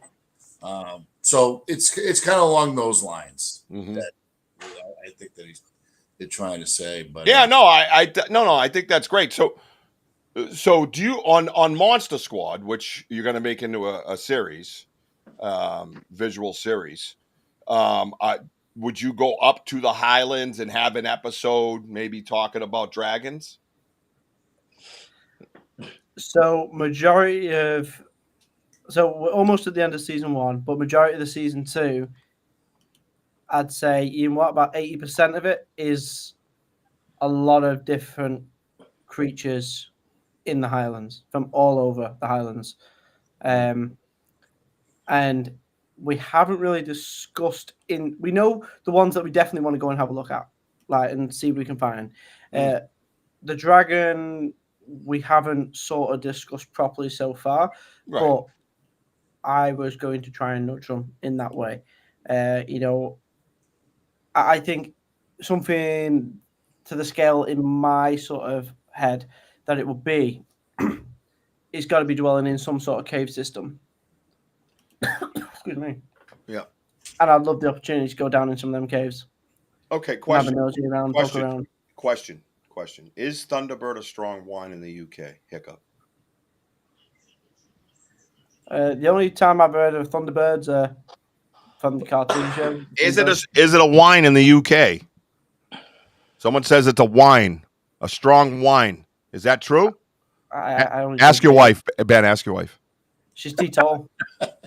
She's what? Out, Rich. She doesn't drink alcohol. But maybe she knows. But no one says no. Wow. Bro, I didn't lead you down that road. Don't go down that road for no reason, bro. You got a nice couch at your house, don't you? You're like, fuck it. I got a nice couch. I'll say what I want. You got an extra hidden remote under the third cushion to the left. Yeah, I know that remote. Ian's got a spare room. I know you're not going over Ian's house. I can guarantee you that with those twins running around. With those knives that Ian gives them. Hey, Uncle Ben's on his way over. Get the knives. Well, no, I think the concept of the Monster Squad in the UK is brilliant. First of all, I think that's a brilliant way to go about it because you're dealing with something that isn't so cryptid famous. Thanks. Right? I think it's brilliant. I think it's a brilliant idea, and you guys have had a few brilliant ideas, and I think with this one here, you're in control of it, and you're in control of its destination. You're in control of its destiny. You know what I mean? And you could physically just put the boots on and go do it because we do it.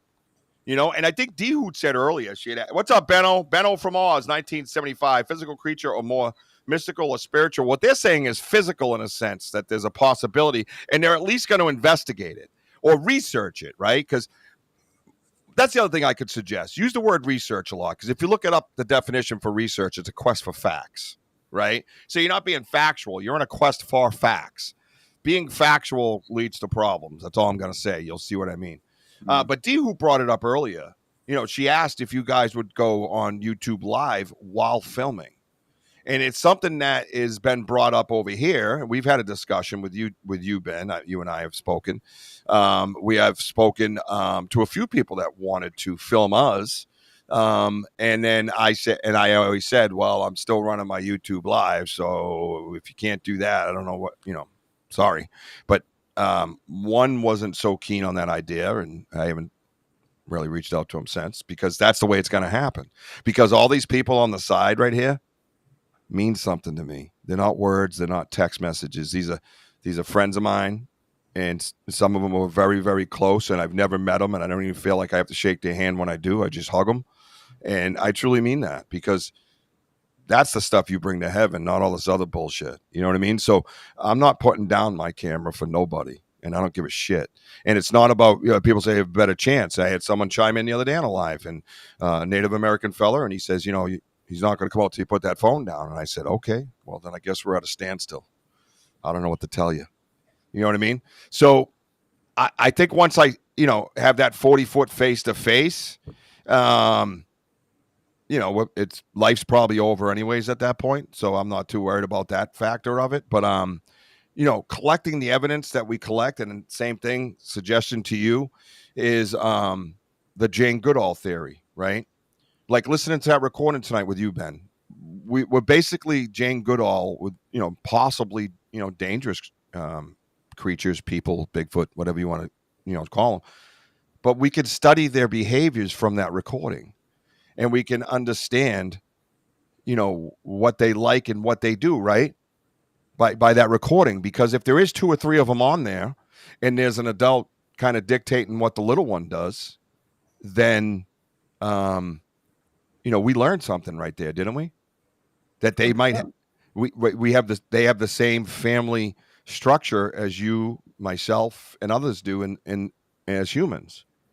So that's one thing we learn, right? We listen to the recording. You can learn how methodical they are, how quiet they can be for being such big creatures, right? And you can also tell how comfortable they are in the area, that it's their livelihood, it's their life, it's their living room, it's their video games, it's their pool table, whatever. It's their entertainment. That's what they're doing. Hey, where's Johnny? Oh, he's over at that chair that those fucking weirdos left behind again. You know what I mean? And, okay, well, somebody better go over there and check on them. You know what I mean? And someone goes over and checks on. So my point is, go in with the word research, the quest for facts. Go in with the mentality of Jane Goodall. If you don't know who she is, definitely look her up. But she's becoming slowly, well, not slowly, but she, for a long time, she's like a hero of mine, the way she did it with the mountain gorillas and proved that they were real. But yeah, and maybe leave some recorders around when you're investigating, leave them behind and go check on them in a week or two. You know what I mean?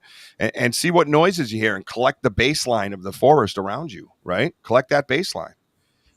Most creatures don't like lights, so cameras aren't going to fucking work, man.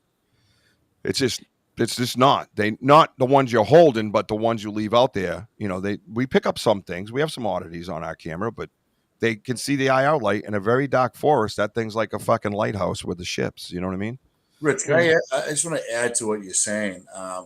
Also, too, is that for what we got going on at the gifting chair, they know that there is a recorder there. They know frequency. I'm telling you, they know that we got something right there. But it's like they're allowing it, just allowing us to, have this moment of recording them. You know what I'm saying? They could just walk away and never come back if we have devices out there, whatever.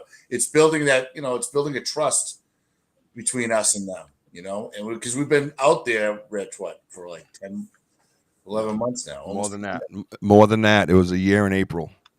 Oh, okay. So I'm sorry. So it's about a year in April, but that is constant, researching, like, because we sometimes go 2 or 3 times a week, and then it just, you keep on it. And I feel that we're building this relationship with them like a Jane Goodall, but at least they're allowing us to do what we're doing.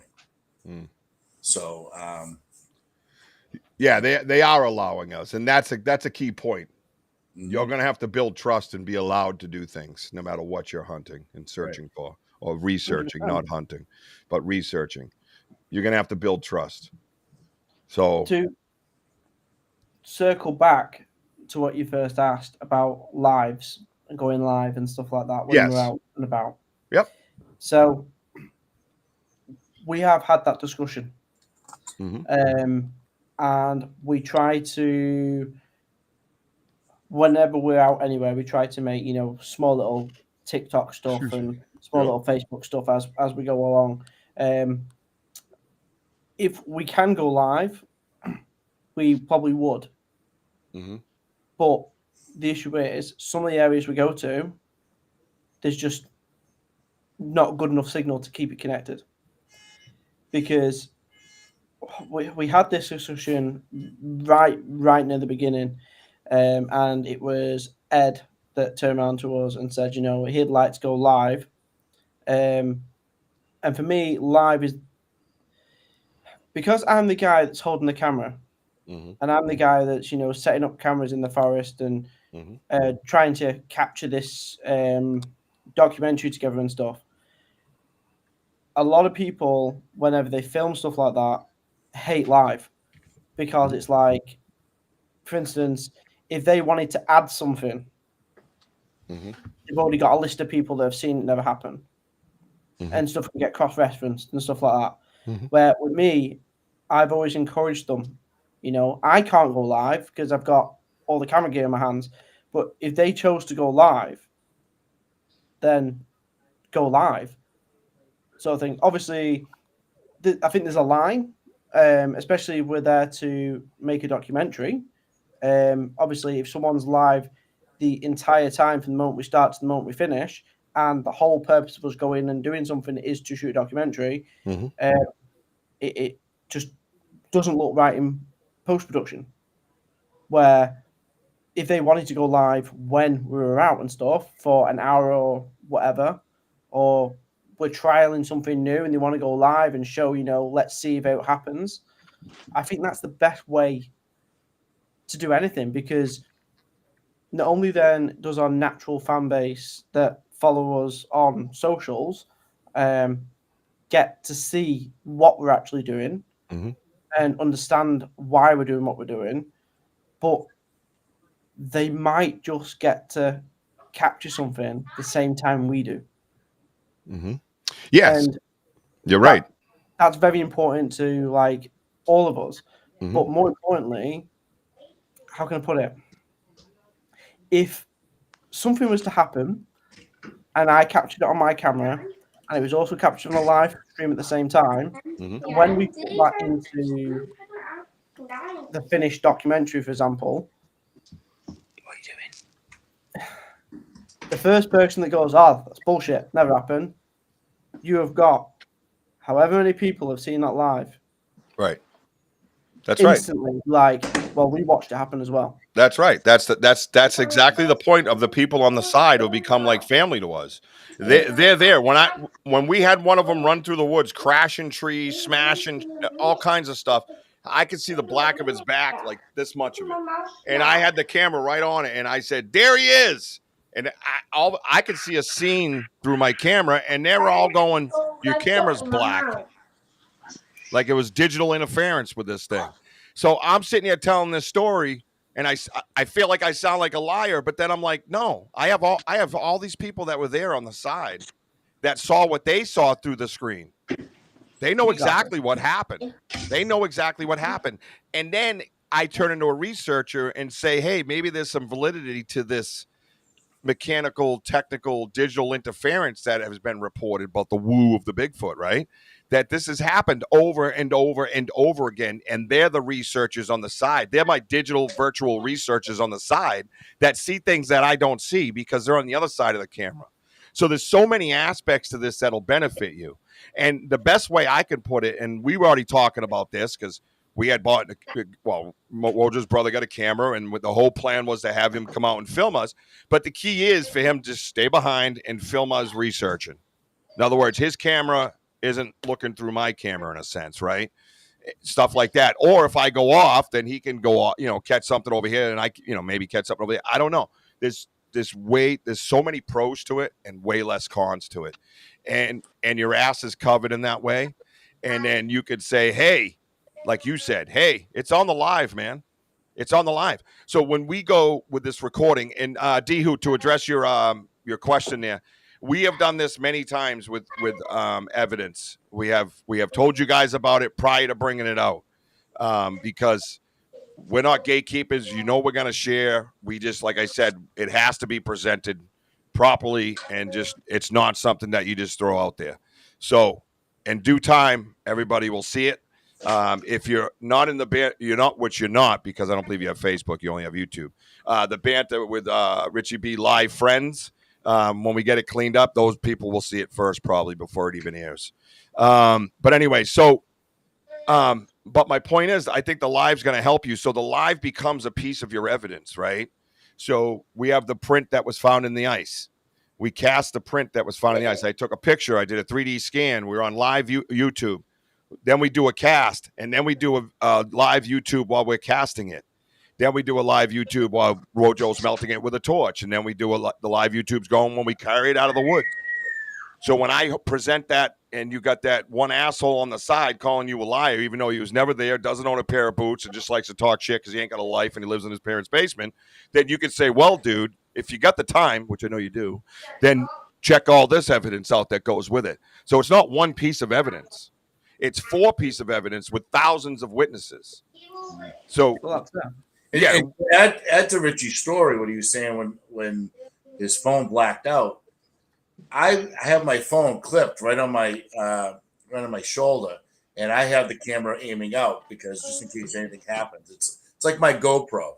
Mm-hmm. But the problem is that when all this action happened, my picture went inverted into my chest, so we couldn't see anything, but you can hear everything crashing and the chaos going on, and Richie going, it's right there, it's right there. It went from left to right, so there's like a little bit validation there. But I had that video out. I didn't even touch it.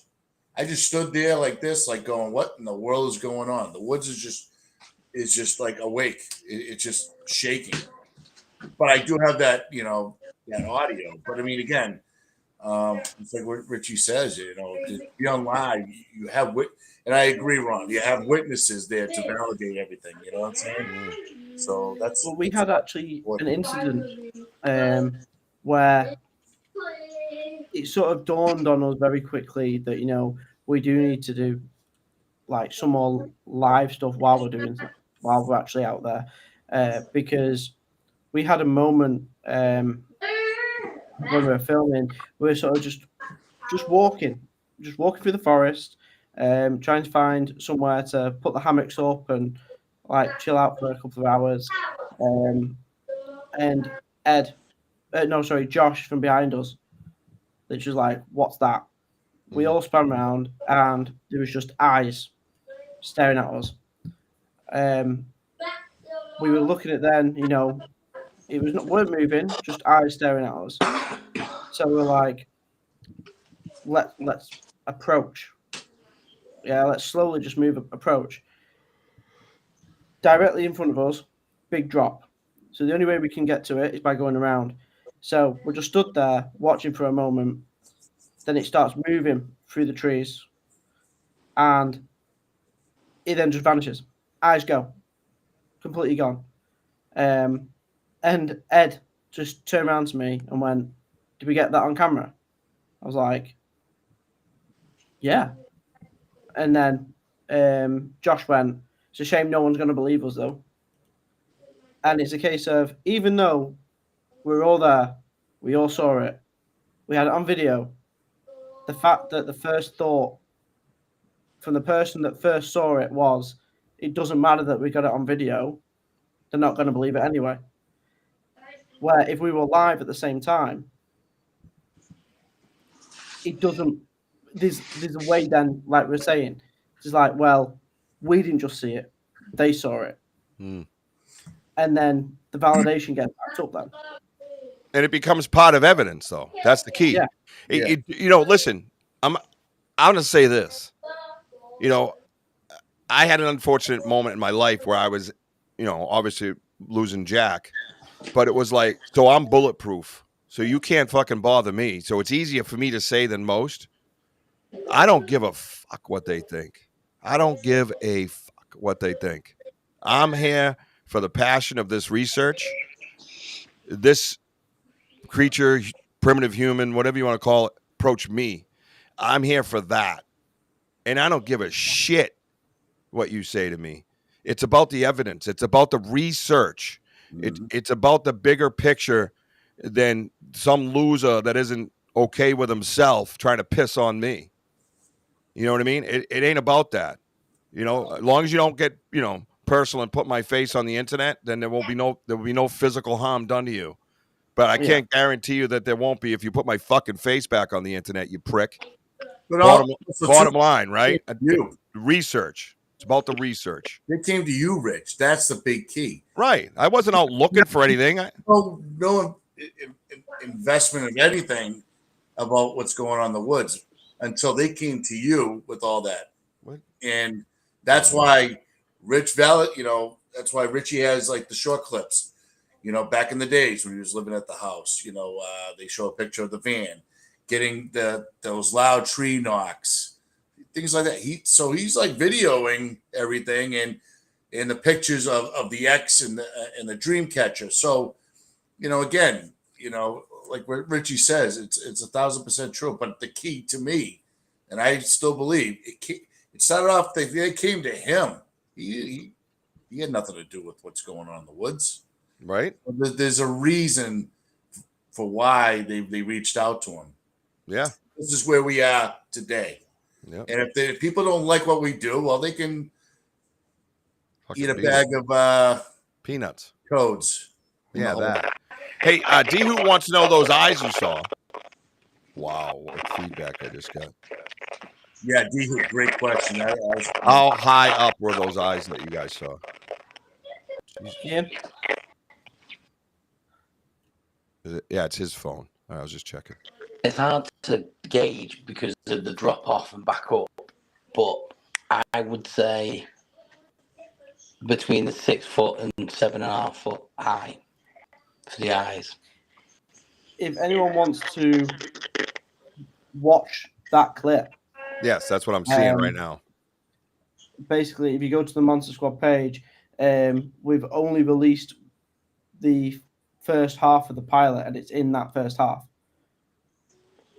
Right. So you can watch that whole segment. Obviously, the bit where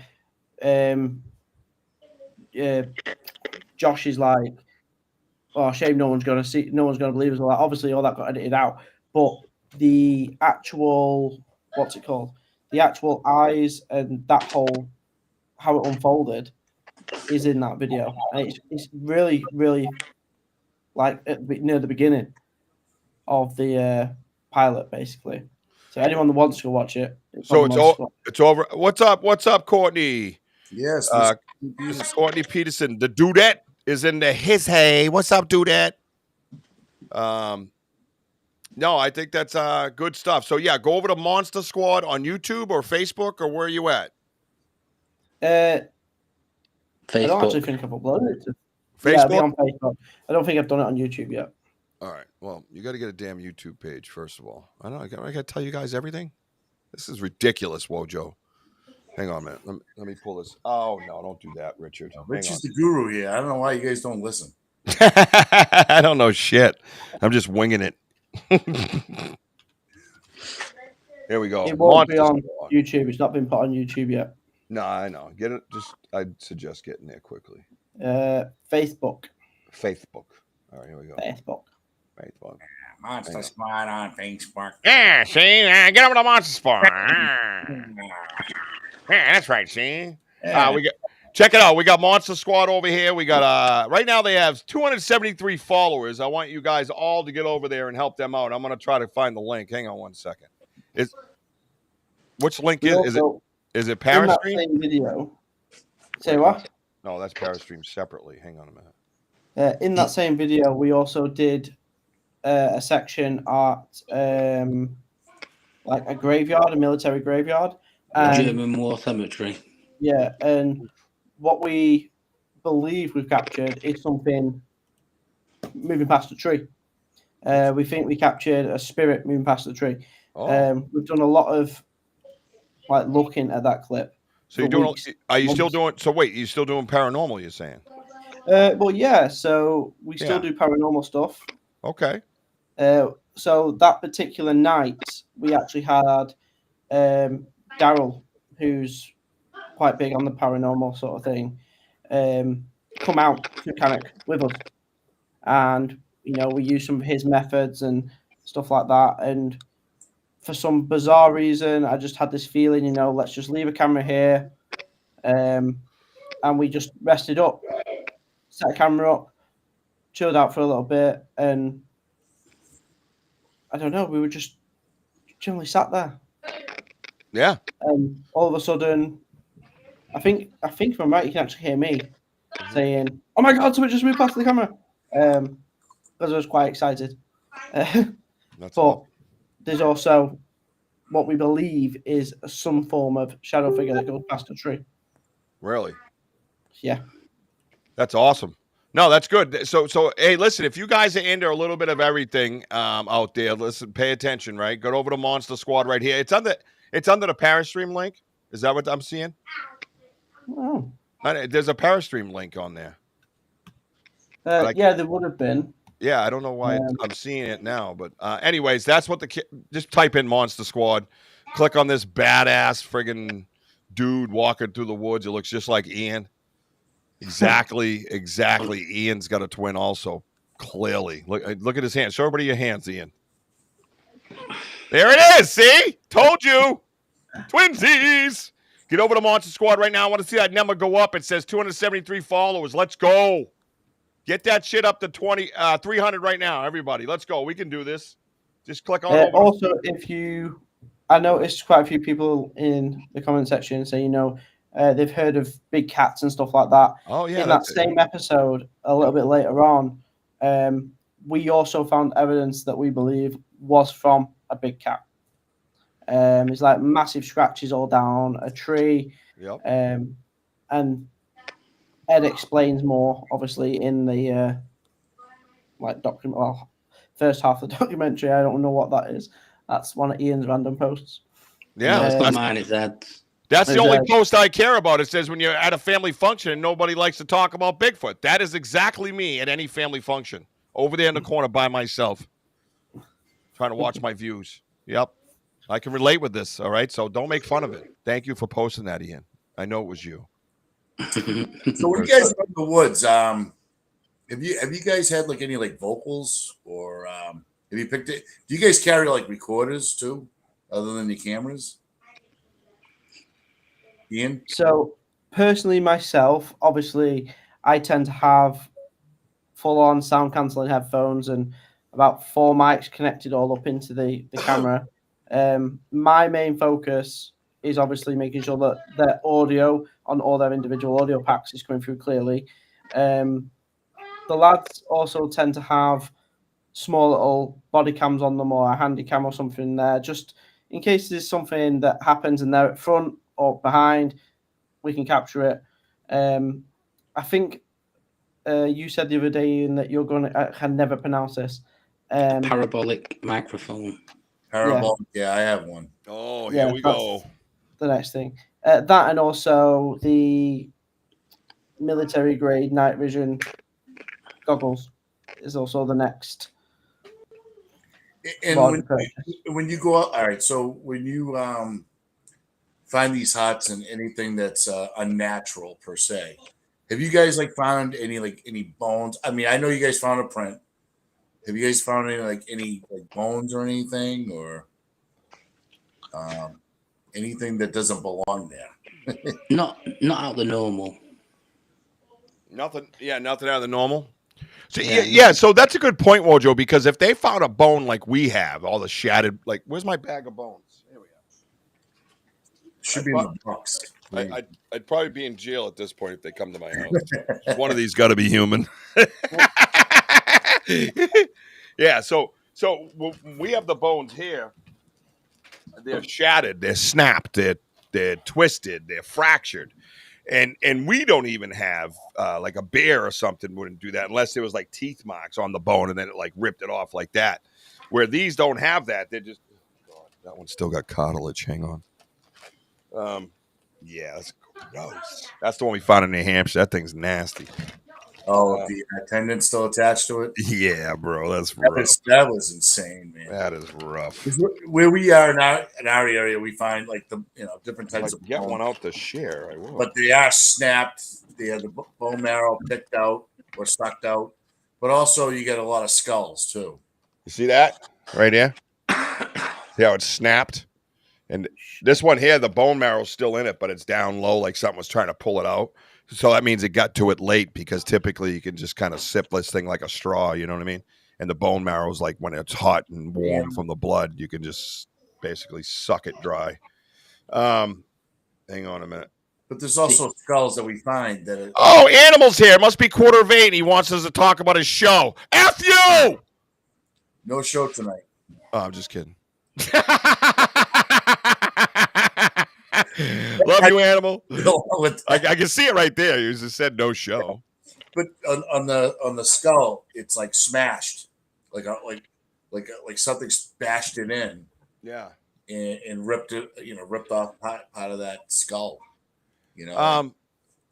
Yeah, right. Well, that's right. Gene Tewksbury has that one. Yeah, it like it's pounded in. You know what I mean? But yeah, no, I know, animal. We're just messing, buddy. Miss you, pal. Big. We hugs. did go into a cave. A couple of months. Bloody hell, it's longer than that now, isn't it, Ian? December. Quite a while ago. And inside that cave, something had been slaughtered. There was feathers and all sorts of stuff. And there's not many things in the UK that would take a bird. And there is no chickens or like that around there. And it looked out of place in that cave. Yeah. Oh, one last question, real quick. I'm sorry before I forget. Is there this guy? Like any creeks? Like any brooks, creeks, waterways, water source? Do you have a water source in the research area that you're in? You have a sink out there. How's that? Wow, I know they're fucking stumped. I know they're like, what? Hey, what did he say? Speak English. You think he was? Think you were talking? Answer. What? We can't hear you when we're talking, and you try talking over us. I mean, what's the fucking problem with the UK today? What is happening with you guys? Huh? What time is it over there now? 2 in the morning? 1 in the morning? Almost 1. Oh, you guys are young. You're fine with that. What the hell are your kids doing up at 1 in the morning? Send their asses to bed. You guys are giving wildlands. He's in the Midlands and he's in the Wildlands. You should cook some tea. I told you, my milk's gone bad. Oh boy. No, but seriously, are there any waterways nearby, like where you guys are investigating? Mm-hmm. Yeah, there's rivers. Yeah, there's rivers. That's the key word. Oh, rivers and streams, man. They actually speak better English than us, Wojo. Rivers and streams. We're over here. Is there cricks? Any cricks over there? Obviously, when we tend to go up further north, we then start getting mass bodies of water. So we have like the Lake District, and there's some like amazing waterfalls and stuff like that in there. Yeah, so you got plenty of resources. Yeah, definitely. Yeah, I think with us, because we sort of like research a creature, investigate the creature, then move on. We don't tend to stay in the same environment. Jesus! Oh, jeez. What the hell's wrong with you? I almost blew out my ears. Who's that? Are you dead? Did you die? Oh my god, that was just. Did you poop a little? Oh, my dog. There's got to be a little poop. Is the dog dead? The dog just killed over. Did Darren just finish in his sock? Dude, wow. Sorry. Are you all right? That's louder than me. All right, we have a story about that loud sneeze in the woods. Remember, what was a knock we got back or a whoop? What was that? That was a loud tree knock. Yeah, at Cherry Street. And then a few minutes later, we got the whoop. From yeah. So I was like, because I sneeze like that, where I'm like, shit. You know what I mean?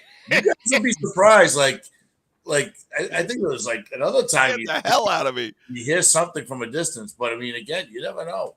Next time you go to sneeze, can you just like whack your phone across the room so we can all be safe from that shit? Yeah. What the hell's wrong with you? Yeah. But my advice to you guys is waterway. Yeah, waterways are key, man. He's really in his bathroom. Look at. Yeah, I am. I fucking love him. Mate. Go sit down. It's 1 in the morning. Go to bed, you little blokes. How's that good? Don't forget the flush. You just want to play Roblox. You can find a lot of things because it could be like a source for food for fish, or to drink. So I mean, those are like big areas like me and Richie, like where the gifting chair is. I mean, we've been finding like interesting stuff by the rivers and stuff. Absolutely. bones and- Absolutely. Better chance for prints when it's muddy, man. Yeah. All kinds of things over there. I was actually thinking about taking the gifting chair and putting that thing right in the middle of that fucking brook. I was. Come get it if you want it. I dare you.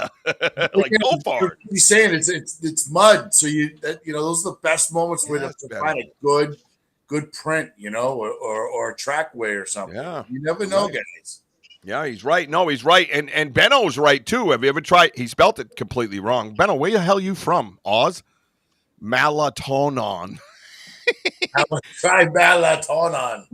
What did you take, like 10 of them already, Benno? He's like, you ever hear of melatonin? Melatonin. Do you have melatonin? How old are your kids? How old are your kids? 5 years. I was going to say 6. I thought they were 6. Yeah. So melatonin is perfectly safe. Yeah. No, we get you, Benno. Yeah. Yeah.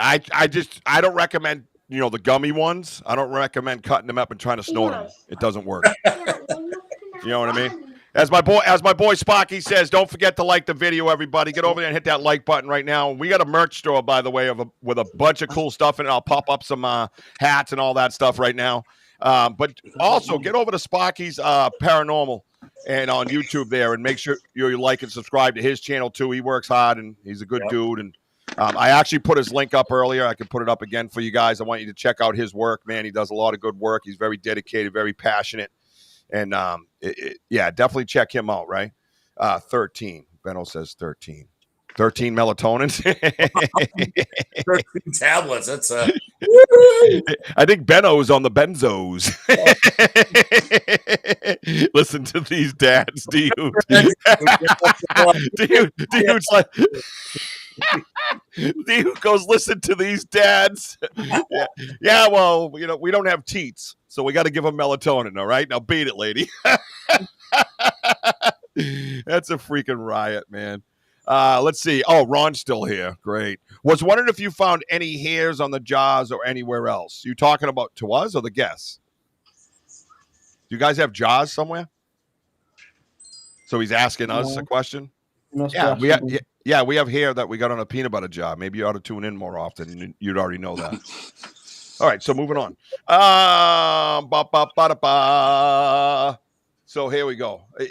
Ronnie, do you have a question for the guests by any chance? Is there a guest question you might have? Huh? Unless he's trying to ask them maybe if they do any gifting. But that's a great question. If Ronald, make Ronald ask it. Ronald, ask it. Son of a bitch. Yeah, do you guys? Well, I'm the one who thought of it. Ian So looks like you guys do any gifting? Your face is all On TikTok. You do gifting on TikTok? Sending gifts. But you guys do? No, it's a good question if you think about it. Yeah, we do leave. We do leave stuff, but the biggest problem for us is most of our creatures, animals in our woodlands are scavengers. Right, but so what though? So all right, so being paranormal guys, you go into a house, you take a baseline, right? You get a baseline for sound, so you know what the creaks and all the noises are in that house. Reading. Same exact thing in the woods. That's your baseline. You leave something there, you see the little chew marks, you see crumbs, bird activity. Then that's your baseline. You can figure out your baseline by leaving something there. You know what I mean? Just leave a couple of spotted dicks and a toad in a hole and see what happens. You might catch yourself a little Irishman. Probably not. Anyways, but you don't necessarily have to leave food either. You know what I mean?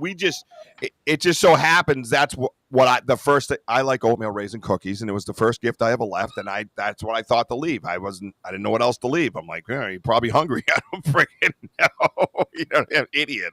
I was brand new. You know what I mean? And that's what I left. And then if we started doing food sources, we thought we would do things that they could do digitally, or you could prove that it was fingers. You know what I mean? And that's why we do the peanut butter jar on tight. You know what I mean? And that's why the wrappers are peeled open, like the ones I have over here. You know, like you guys have seen these, the Reese's wrapper. It's peeled down the middle. There's no teeth marks. There's no claw marks. There was no crumbs on the ground from the food. So those things will help you with the baseline if you try it. I would highly recommend leaving something. You know what I mean? And then you could say, oh, a raccoon did that, so let's get the raccoon. You know, there's a raccoon out here. You know what I mean? Or, you know, maybe it eats and takes a big dump, and you can find out what kind of dump that is. You know what I mean? And that'll say, oh, a badger took a shit over here by the peanut butter. You know what I mean? Like, you could figure things out by doing that. You know what I mean?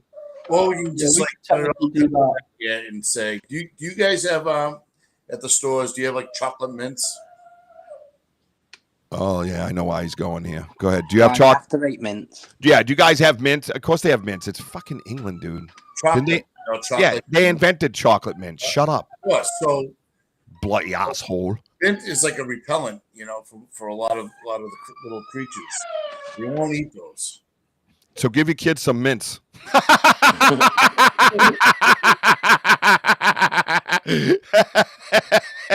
Come on, that's good. Sorry, I found it funnier than everybody else. Anyways, so yeah, no, but he brings up a good point that mint is a deterrent to a lot of like rodent type creatures. So like I left the Andes candies out there, and there's a whole story that goes with the Andes candy. I mean, we got stories for days. Trust me, it'll blow your mind. There was 3 Andes candies on the gifting chair. If anybody remembers, we should start doing the trivia game with our people on the side, like maybe like once a month, and have them. We'll do trivia of what happened on our investigations, and if they get the right answer, then we'll send them like a sock. You know what I mean? Like something like that, right? That'd be a lot of fun. But anyway, so there was 3 Andes candies on the chair. We only found 2. There was commotion out by where we were parked. 2 hours later, we go out by where we're parked, and the third one's right by where we just walked in. Right by our trucks. Yep. Perfectly intact. Yep. On top of the grass where you can actually see it. Yep. And we didn't see that coming in. I know for a fact we didn't see that coming in. Nope. No, we walked right there, dude. It's like you would have stepped on it. So to me, it's like they're sharing back or thanking us. They could have eaten that other piece of candy. I'm just gonna run for a pee. I'm not gonna take you in the bathroom with me. I'm in the middle of a mint talk and you're telling me you gotta pee? What the freak? Yeah. If that isn't the politest way to tell someone to shut the fuck up, I don't know what is. I thought he was gonna explode, first of all. Second of all, I got to go pee. You're still talking. Shut up! I'm trying to pee in here. You're giving me stage fright, you bastard. I don't. And everyone knows out there, I don't normally talk like this, but he did say it very politely. But he was very polite. He was like, "Really? Like, would you just please shut up? It's at the tip." Yeah, Wojo. Can you like? Oh, I see where you're headed. Over here. Listen, I run this show. I know where you're headed, bro. Yeah, I know. You know. I know. You know where I'm headed. Back to you. Back to you. Ian's taking a pee. Sorry, I gotta pee right now. Shh, get down. It's coming out. I'm peeing. I just threw the Cheerios in the toilet. Actually, there's a funny story about Ian. Oh, is that? Go ahead. You gotta get it close and talk soft. Go ahead, tell everybody. Go ahead, buddy. Come on. Come see Daddy. No. Come see Daddy. Come here. Come closer. Come on. Come on. I can't come any closer. You got to tell the story of peeing. Basically, one of the lads forgot to turn their mic off.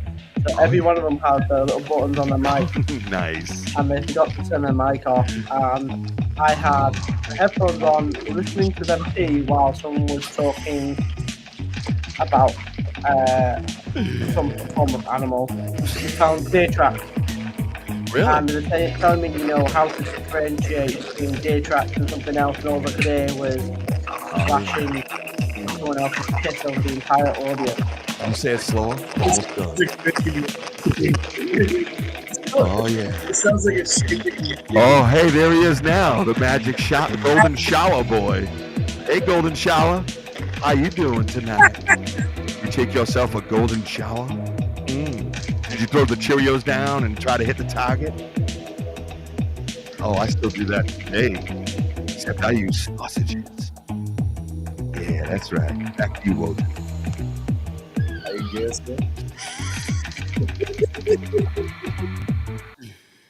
All right. So We just wanted to cover up in case you forgot your microphone and was peeing, because I'm pretty sure I heard your zipper. I went the downstairs toilet, not the upstairs one. He just threw a chocolate mint in after he finished. I try to keep the kids I just away. got some mints. What is that? Oh, Polo? oh boy. I don't know. He had said something at Polo. I thought I was supposed to yell something out. I guess Elder's like in front of the TV with all the council people there. The elders and the council members are laughing. And Richie's going, yeah, Goldie.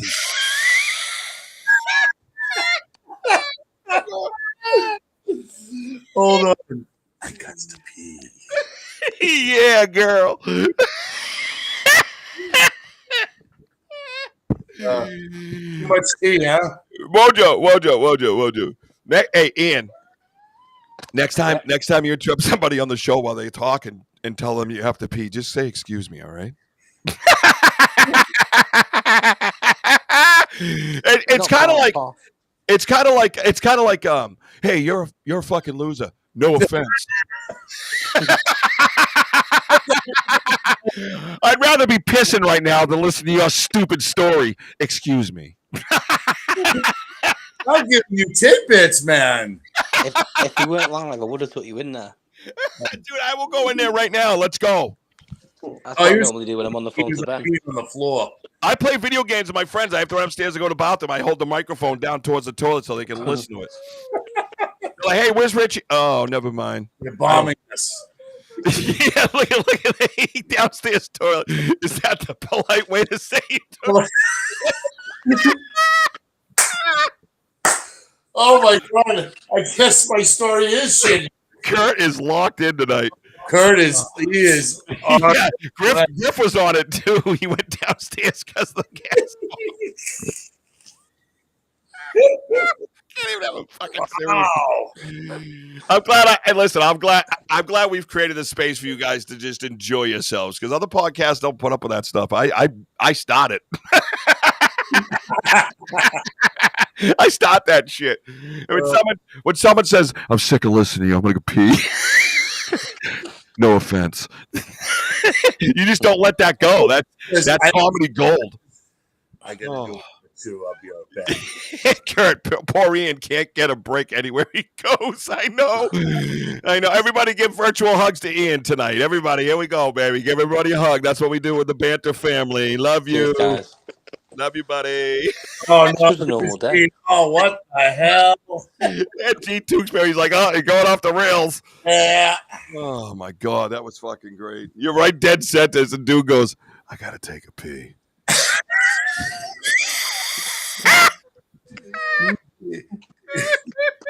I'm your drill sergeant. You know that. Oh, God. It's like... That's like going to see a lady the other night and giving her $50 and go, hang on a minute, I gotta pee. Expecting a refund. Sorry, no refund. Your $50 meter ran out.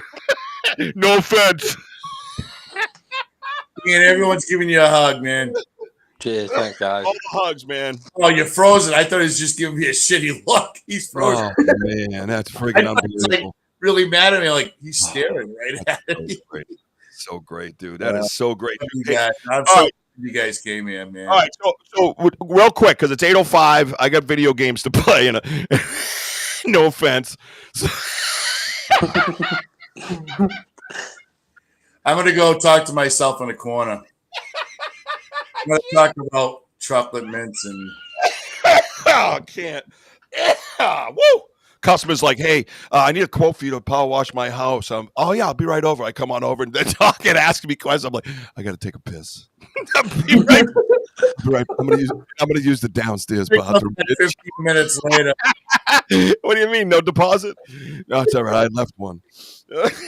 That's right, Joe. We'll get down to crazy with Ian Driver out of the UK. He's about to interrupt Wojo because he doesn't give a shit. He's going to drop a piss in the upstairs bathroom, run downstairs, take a dookie, and come on back and say, no offense. Back to you, Bob. I'll tell you right now, the next time we have any guests, It does have a rule. You must wear Depends. I don't give a shit. Oh, fuck, man. Listen, from now on, if you're a guest on my show, bring a Gatorade bottle. Nobody fucking leaves. I'm not used to these 2-hour-long shows. Well, then you get to use the upstairs bathroom, Sparky. Congratulations. That's code for gonna pee. Oh my god. Oh, I like what Stacy says. Oh, great. Ian broke Richie. Oh, shit. You guys are just unbelievable. I love you. Yeah. I do. I love it. So what announcement do we have? Do we have a big announcement of any kind? Because Jason Kenzie's not coming back. I don't know if you noticed. Marco! Marco! I don't got no Polo here. Marco! Oh, Polo's over there. Thank you, babe. Thanks, babe. I can reveal the thing that Jason was going to speak about to an extent. So I have my own production company alongside of Monster Squad and all the other bits and stuff that we do. Yeah, I got to take a piss. Hurry up. Cool. All right, go ahead. I'm sorry. I had to do so that's called Cheshire Direct Film. And basically, Ian is going to become the other side of... Well, he's going to be behind the camera instead of being in front of it for a change. And Sorry, go ahead. I missed the Gatorade bottle. All right, stop. Basically, Jason is coming over to the UK. Oh, okay. So that's the announcement, is that you're taking Jason Kenzie over there and you're not bringing him here? This is shit. Well, he's going to be coming over to the UK, and we're going to go out and look for a creature. I can't tell you what creature we're looking for at the moment because he hasn't told me I can. But he is going to be coming over, and me and Ian will be meeting him and going out for 4 days with him to capture, hopefully, what he's looking for. Really? Awesome. Yeah, so it's quite a good thing. You know, It's going to be great to finally meet him actually in person, I suppose. Yeah, I know. You guys have had this little bromance going on for a while. I got to meet him one time, and I mean, what the hell? You know what I'm saying? No, I mean, I only met him on the screen. You guys get to hug and probably pee behind the same tree. For you. What? No one's not a big fan of Jason Kenzie on the show. No, what are you talking about? I love Jason Kenzie. Jason, I love you. Jason, what's up, DPI? I'm jealous. I wish I was there with you guys. No, I think it sounds like a great... Yeah, I'm jealous too, because not just... I want to hang with these dudes. Like the combination of like Richie and Wojo and Ben and Ian and Jason Kenzie running around the woods in the UK without any pants on is fucking amazing. Did I say without any pants on? Was that out loud? That was the part that I was just supposed to think. And I was supposed to say it. Well, I think that's awesome. Does he have a name for it yet? There is. Oh, we're not saying it yet? We're not saying it yet? Okay, that's fine, because he's not here to authorize you to fucking say it, blah, blah, blah, because it's going to win a Golden Globe Award, blah, blah, blah. You production guys are ridiculous. I must admit, though, I'm super excited to meet him. I think Ian's excited to meet him as well. No, I know. He's been on my show, and we talk, we message back and forth constantly. He'll just randomly message me like, dude, you're so funny. I love your show. like he sits home and... You got to the random video calling stage with him yet? Say what the fuck? Could you speak English, please? What'd you just say? Has he video called you? Oh yeah, I've had dude. It's just random. It's hey, you awake? Yes, and then it just boom, pops off. He just go. He's like me 2.0. He's awesome, Jason is, I must admit. He's a great human being, a great person, and I enjoy talking to him. And, we had him on the show one time. We accommodated him for a Sunday show or something, and we just hit it off, man. We just hit it off. It was just a cool dude to hang out with. And we're not production guys. We could give a fuck less about the production. You know what I mean? But it's just talking to the person. I don't care about the cameras. I don't care what you do for a living. I don't care if you look for Bigfoot and make money. I don't give a fuck about any of that shit. If you're a good person and you're funny and you just enjoy life and You respect one. It's just a great time, and that's why I love what I do. It's therapeutic. You know what I mean? So, and Jason is definitely therapy, brother. Well, it's one of them. I've worked with a lot of people that are as successful and some even more successful than Jason, and it's always like the famous saying of "never meet your heroes." Where like it's like when you actually get to know the person and realize they're nothing like they are from what you've been watching. Yeah, it can be quite soul crushing. Where with Jason, it's the opposite way around. It's if you meet him or speak to him, he pulls you in even more. Yeah, and you know what's and that's a great way to put it, and I think that's probably spot on with him in that sense. But it's just like I've had people come out and meet me and like wanted to see I had one kid drove up from Philadelphia for the day and wanted to meet me. And I gave him a shirt and signed it and let it, he came into the studio. He went to college with my daughter or something. He sat in the studio seat and he was like a big child. And then one other person said, they met me and they were like, "Oh, I'm so starstruck right now." And I'm like, that was the stupidest, like not stupid, but a feeling that I had within my body. Like I felt like really dumb. For me, it wasn't like they hurt my feelings. It was just my take on it. I was like, and then a half hour later, we're out in the woods researching. We're all like, you know what I mean? Like, and then like, you guys are just not like, you guys are just who you say you are. Like Wojo, right? We've been out like Denny. Denny was a guy that was a fan and now he's part of our team and family and he's just a great dude. And the first night we met him, he walked up on Critter Mountain, called Mountain Critter Fest, and he had the shirt on that my Jesse designed. And I was like, "Oh, look at one of my shirts!" And Western Mass on the New York border, which is like 3 hours from us. And he's like, "Hey, what's up, Richie B and Wojo?" And we're like, "What the?" And then next we know, he was sitting up on the couch, and I go, "Hey, how would you like to go to like the crew meeting?" So he went to the meeting about the festival. I brought him in there. He's like, "Dude, that was really cool for me to sit in there." And I'm like, "Oh, was it? I don't know." And like, because I don't think anything like that. I don't think like that. He's just a dude. He's awesome. He supports us, and I wanted to get to know him. And I say, "Hey, what are you doing tonight?" He's like, "Oh, not much. I got a campsite over there, right on site." Boom, dude. What was it? 2 hours after we met him, 3 hours after we met him, we were out looking for Bigfoot together. Yep. It was awesome. And now he's been down to our research area and everything. And I love that. And I think that the way you put it, Ben, was perfect. You know what I mean? Like, it just pulls you in more. And I hope that I'm like that. And I hope that people feel that same way about me because they pull me in more. Where I want to be their friends. I want them to be part of us. You know what I mean? So it's pretty awesome. But it is a unique connection, though, Rich. What's that? It's a unique connection of the 420.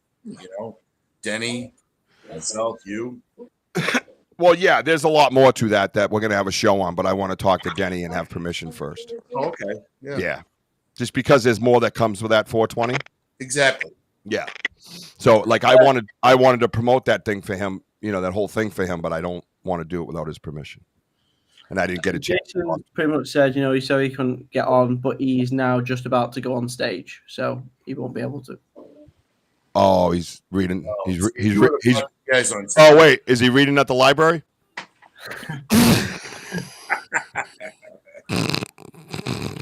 If you know, you know, they say. He knows who Wojo is. Don't fall into that crap. He knows who Wojo is. It's AOS Chris Miller. Don't fall into his games.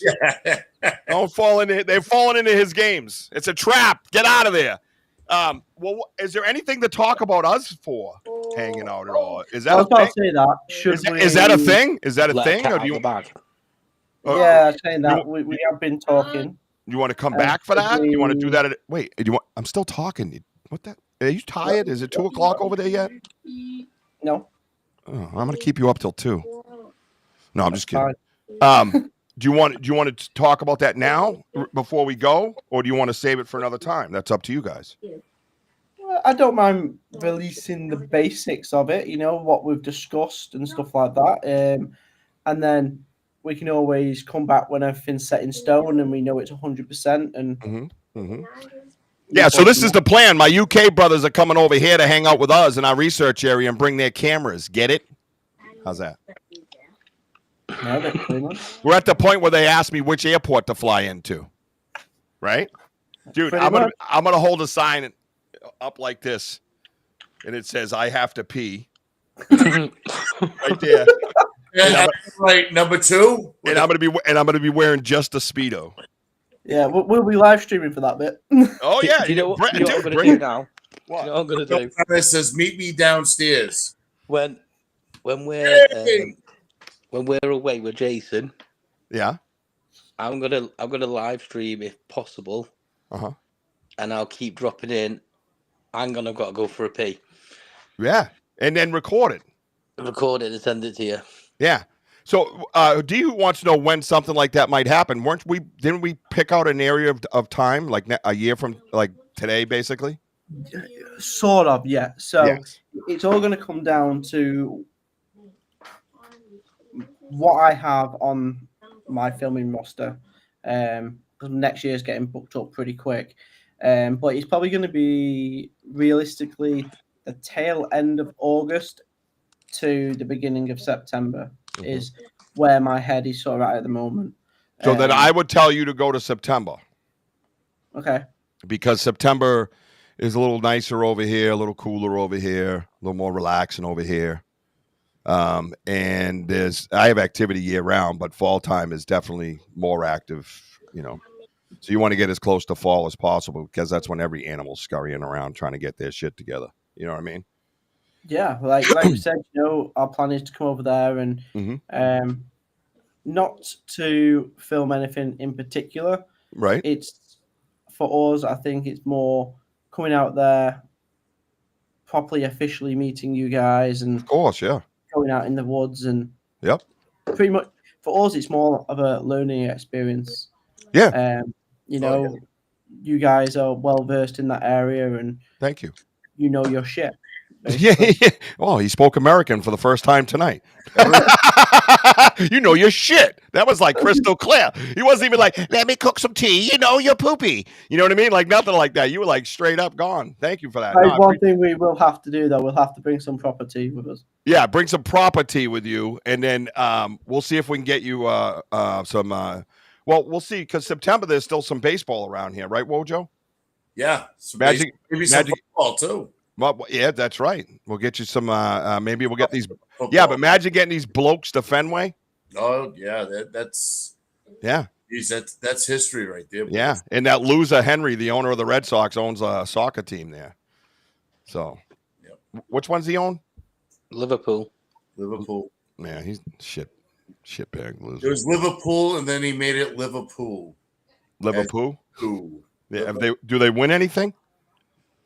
They did last year. They won it last year, right? Did they sign somebody big or something? I heard. They've just signed a guy. Yeah. Yeah, left foot Larry. Is that his name? But they're going through a tragedy. They're going through a tragedy. What happened? Their star striker literally died in a car crash about 3-4 days ago, 5 days ago, something like that. What? The big one that he just signed? Not the one they just signed, but another big one.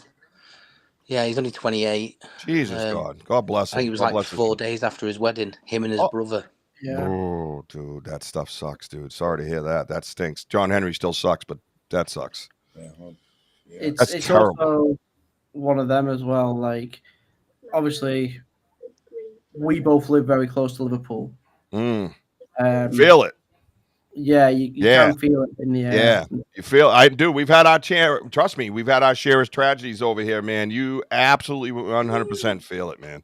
For me, it started when I was a kid with Len Byers, and a basketball player. It just broke your heart, just crushed you. And then things went on to like Reggie, and the names can just go on and on and on. That just, you feel it. You're 100%, and that's your sport over there. That's your thing, man. Kobe. So is Liverpool your team? I don't actually support. I don't follow any football team. I'm not. You're not a sport at all. No, I do Formula One. Mountain X. Formula One. Yeah, more like extreme sort of stuff. I follow a lot of the Red Bull stuff. Right. Are you? Was it Schumacher? No, I'm Norris. No, the overnighter. All right. I'm sorry. Excuse me to interrupt. I'm getting questions. The overnighter, are we officially announcing that, Wojo? Because I got D-hoots all over it. Hey, Daryl, what's going on, brother? You're up too? Did you hear what I said? I'm sorry. I forgot Daryl's name. Daryl Evans is here. Overnight? I missed her Twitch. Yeah. Was that the 25th? Yes, the 25th. So the 25th. Why? Overnight. Right? Yeah. We haven't figured out a time yet, D-Hoop. It'll be daytime. Line's like 5 o'clock. It'll be daytime into the nighttime. It's not Yeah. going to just be 20 past one, nighttime. mate. Yeah, 100%. So we'll talk more about it. You'll get an update next week on the show or in the middle of the week because it's fast approaching. That's 13 days. So, and I still have, we're going to lock that date down. We'll let you know.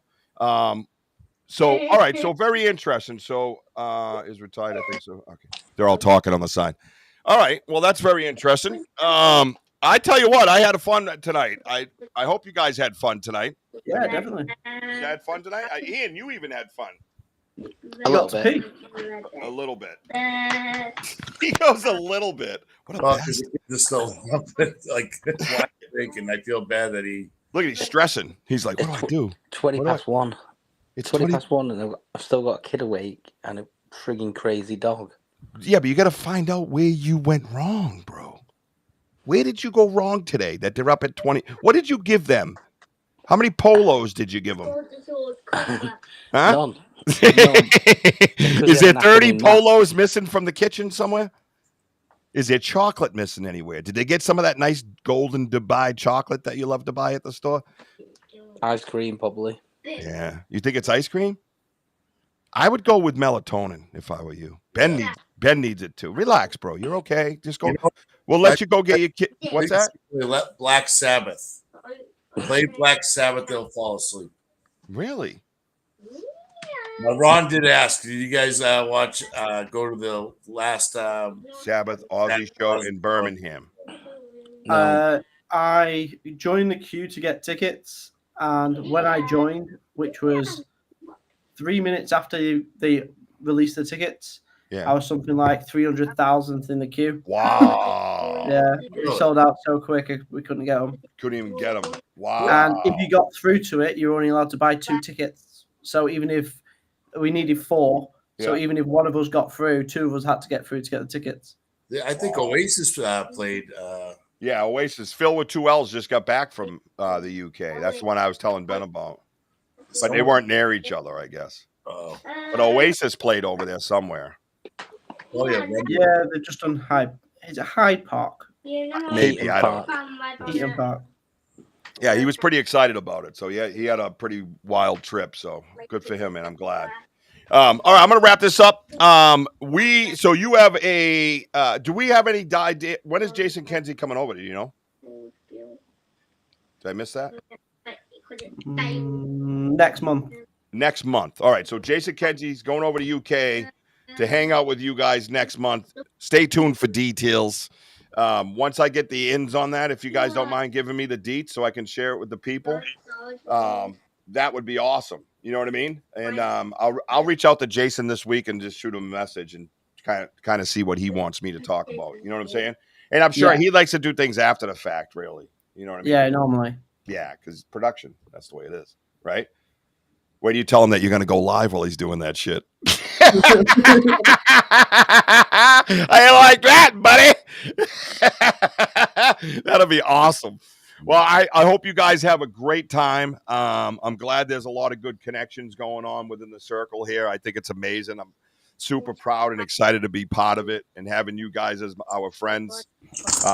I don't feel like you're a world away, to be honest with you. You know what I mean? And even when we don't talk for a little bit, I know you're there. So I really appreciate you guys. I want everybody to get over to Monster Squad. Check these dudes out, man. They're going to start. Where'd Wojo go? Is it piss time? Let's turn the light on. Really? They're on Facebook. Many blessings, Elder. Many blessings. Get over to Facebook and check out Monster Squad. Please start following them. Hit the like button on their page.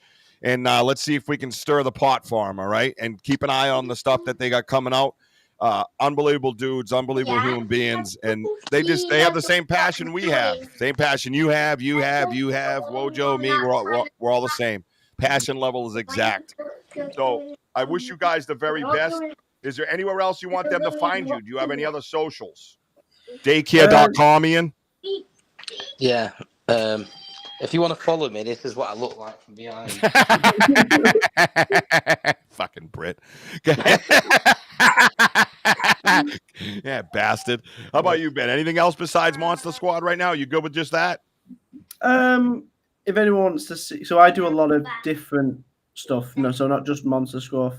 I do a lot of private hire filming. I'm actually shooting a horror film in the next couple of months. So if you guys want to come and check out the other stuff that I do as well as Monster Squad and that, you can always go to CheshireDirectFilm.co.uk, and there's loads of work that I've done on there. Say it again for Dodger, because he doesn't like Facebook. He'd rather French kiss a skunk, or as we say in the United States, tongue kiss a skunk. But go ahead. CheshireDirectFilm.co.uk. Go over there and check that out, Dodge the Badger. Check that out. Anybody over there, check that out. I know Taurus Girls over there in the UK as well. Make sure you support these guys. They're unbelievable human beings, great creators, and wide open minds. You got to love the wide open minds. You know what I mean? So thank you, everybody, for being here tonight. Don't forget to get over to Dark Realm TV. All kinds of cool stuff on that channel. I think I forget what was it, $4.99 a month now, something like that, but it's absolutely kick-ass. Go over there and check out Dark Realm TV. Get over to our show on that Dark Realm TV and just tell them how much you love us. That helps. So in the meantime, follow us on TikTok, Instagram, Facebook, and of course YouTube. All Banter with Richie B. Check us out on our live events. Like, subscribe, hit that notify button on the YouTube channel. That way you know when we're going live. We have some unbelievable historic recordings coming out that we want to share with everybody going forward. We just want to make sure that they're all together and let's say, pleasing for the air, because right now they're scrambled around a little bit, and I just got to bring them together for you. So watch the stories, Journey of the Gifted Chair, Sounds of the Gifted Chair on the YouTube channel. And I want everybody to have a good night. I want everybody to keep climbing. I want to thank Ben and Ian for being here. I want to say good night to Ian's kids. Banter Richie B's over, young children. You can go to bed now. There's nothing left to see, okay? Get your asses in bed. I'm not kidding. Let's go. I got you, Ian. Cheers. So just listen to him. Listen to him. Speaking of kids, I want to say good night to my boy, Jack. I love you, baby Jack. I love you, mama. Wojo, get us the hell out of here. It's way past their bedtime. That's your bedtime. Hey, remember, check out our merch. Buy the merch. And remember, we are home of the boom. Let's go. Let's go. The Brits don't do the boom. Do the boom or we're not leaving. I said boom, baby. Let's go. My Good night, everybody. Shit, for the love of God. Yeah. Thank you, everybody on the side. We got to go by.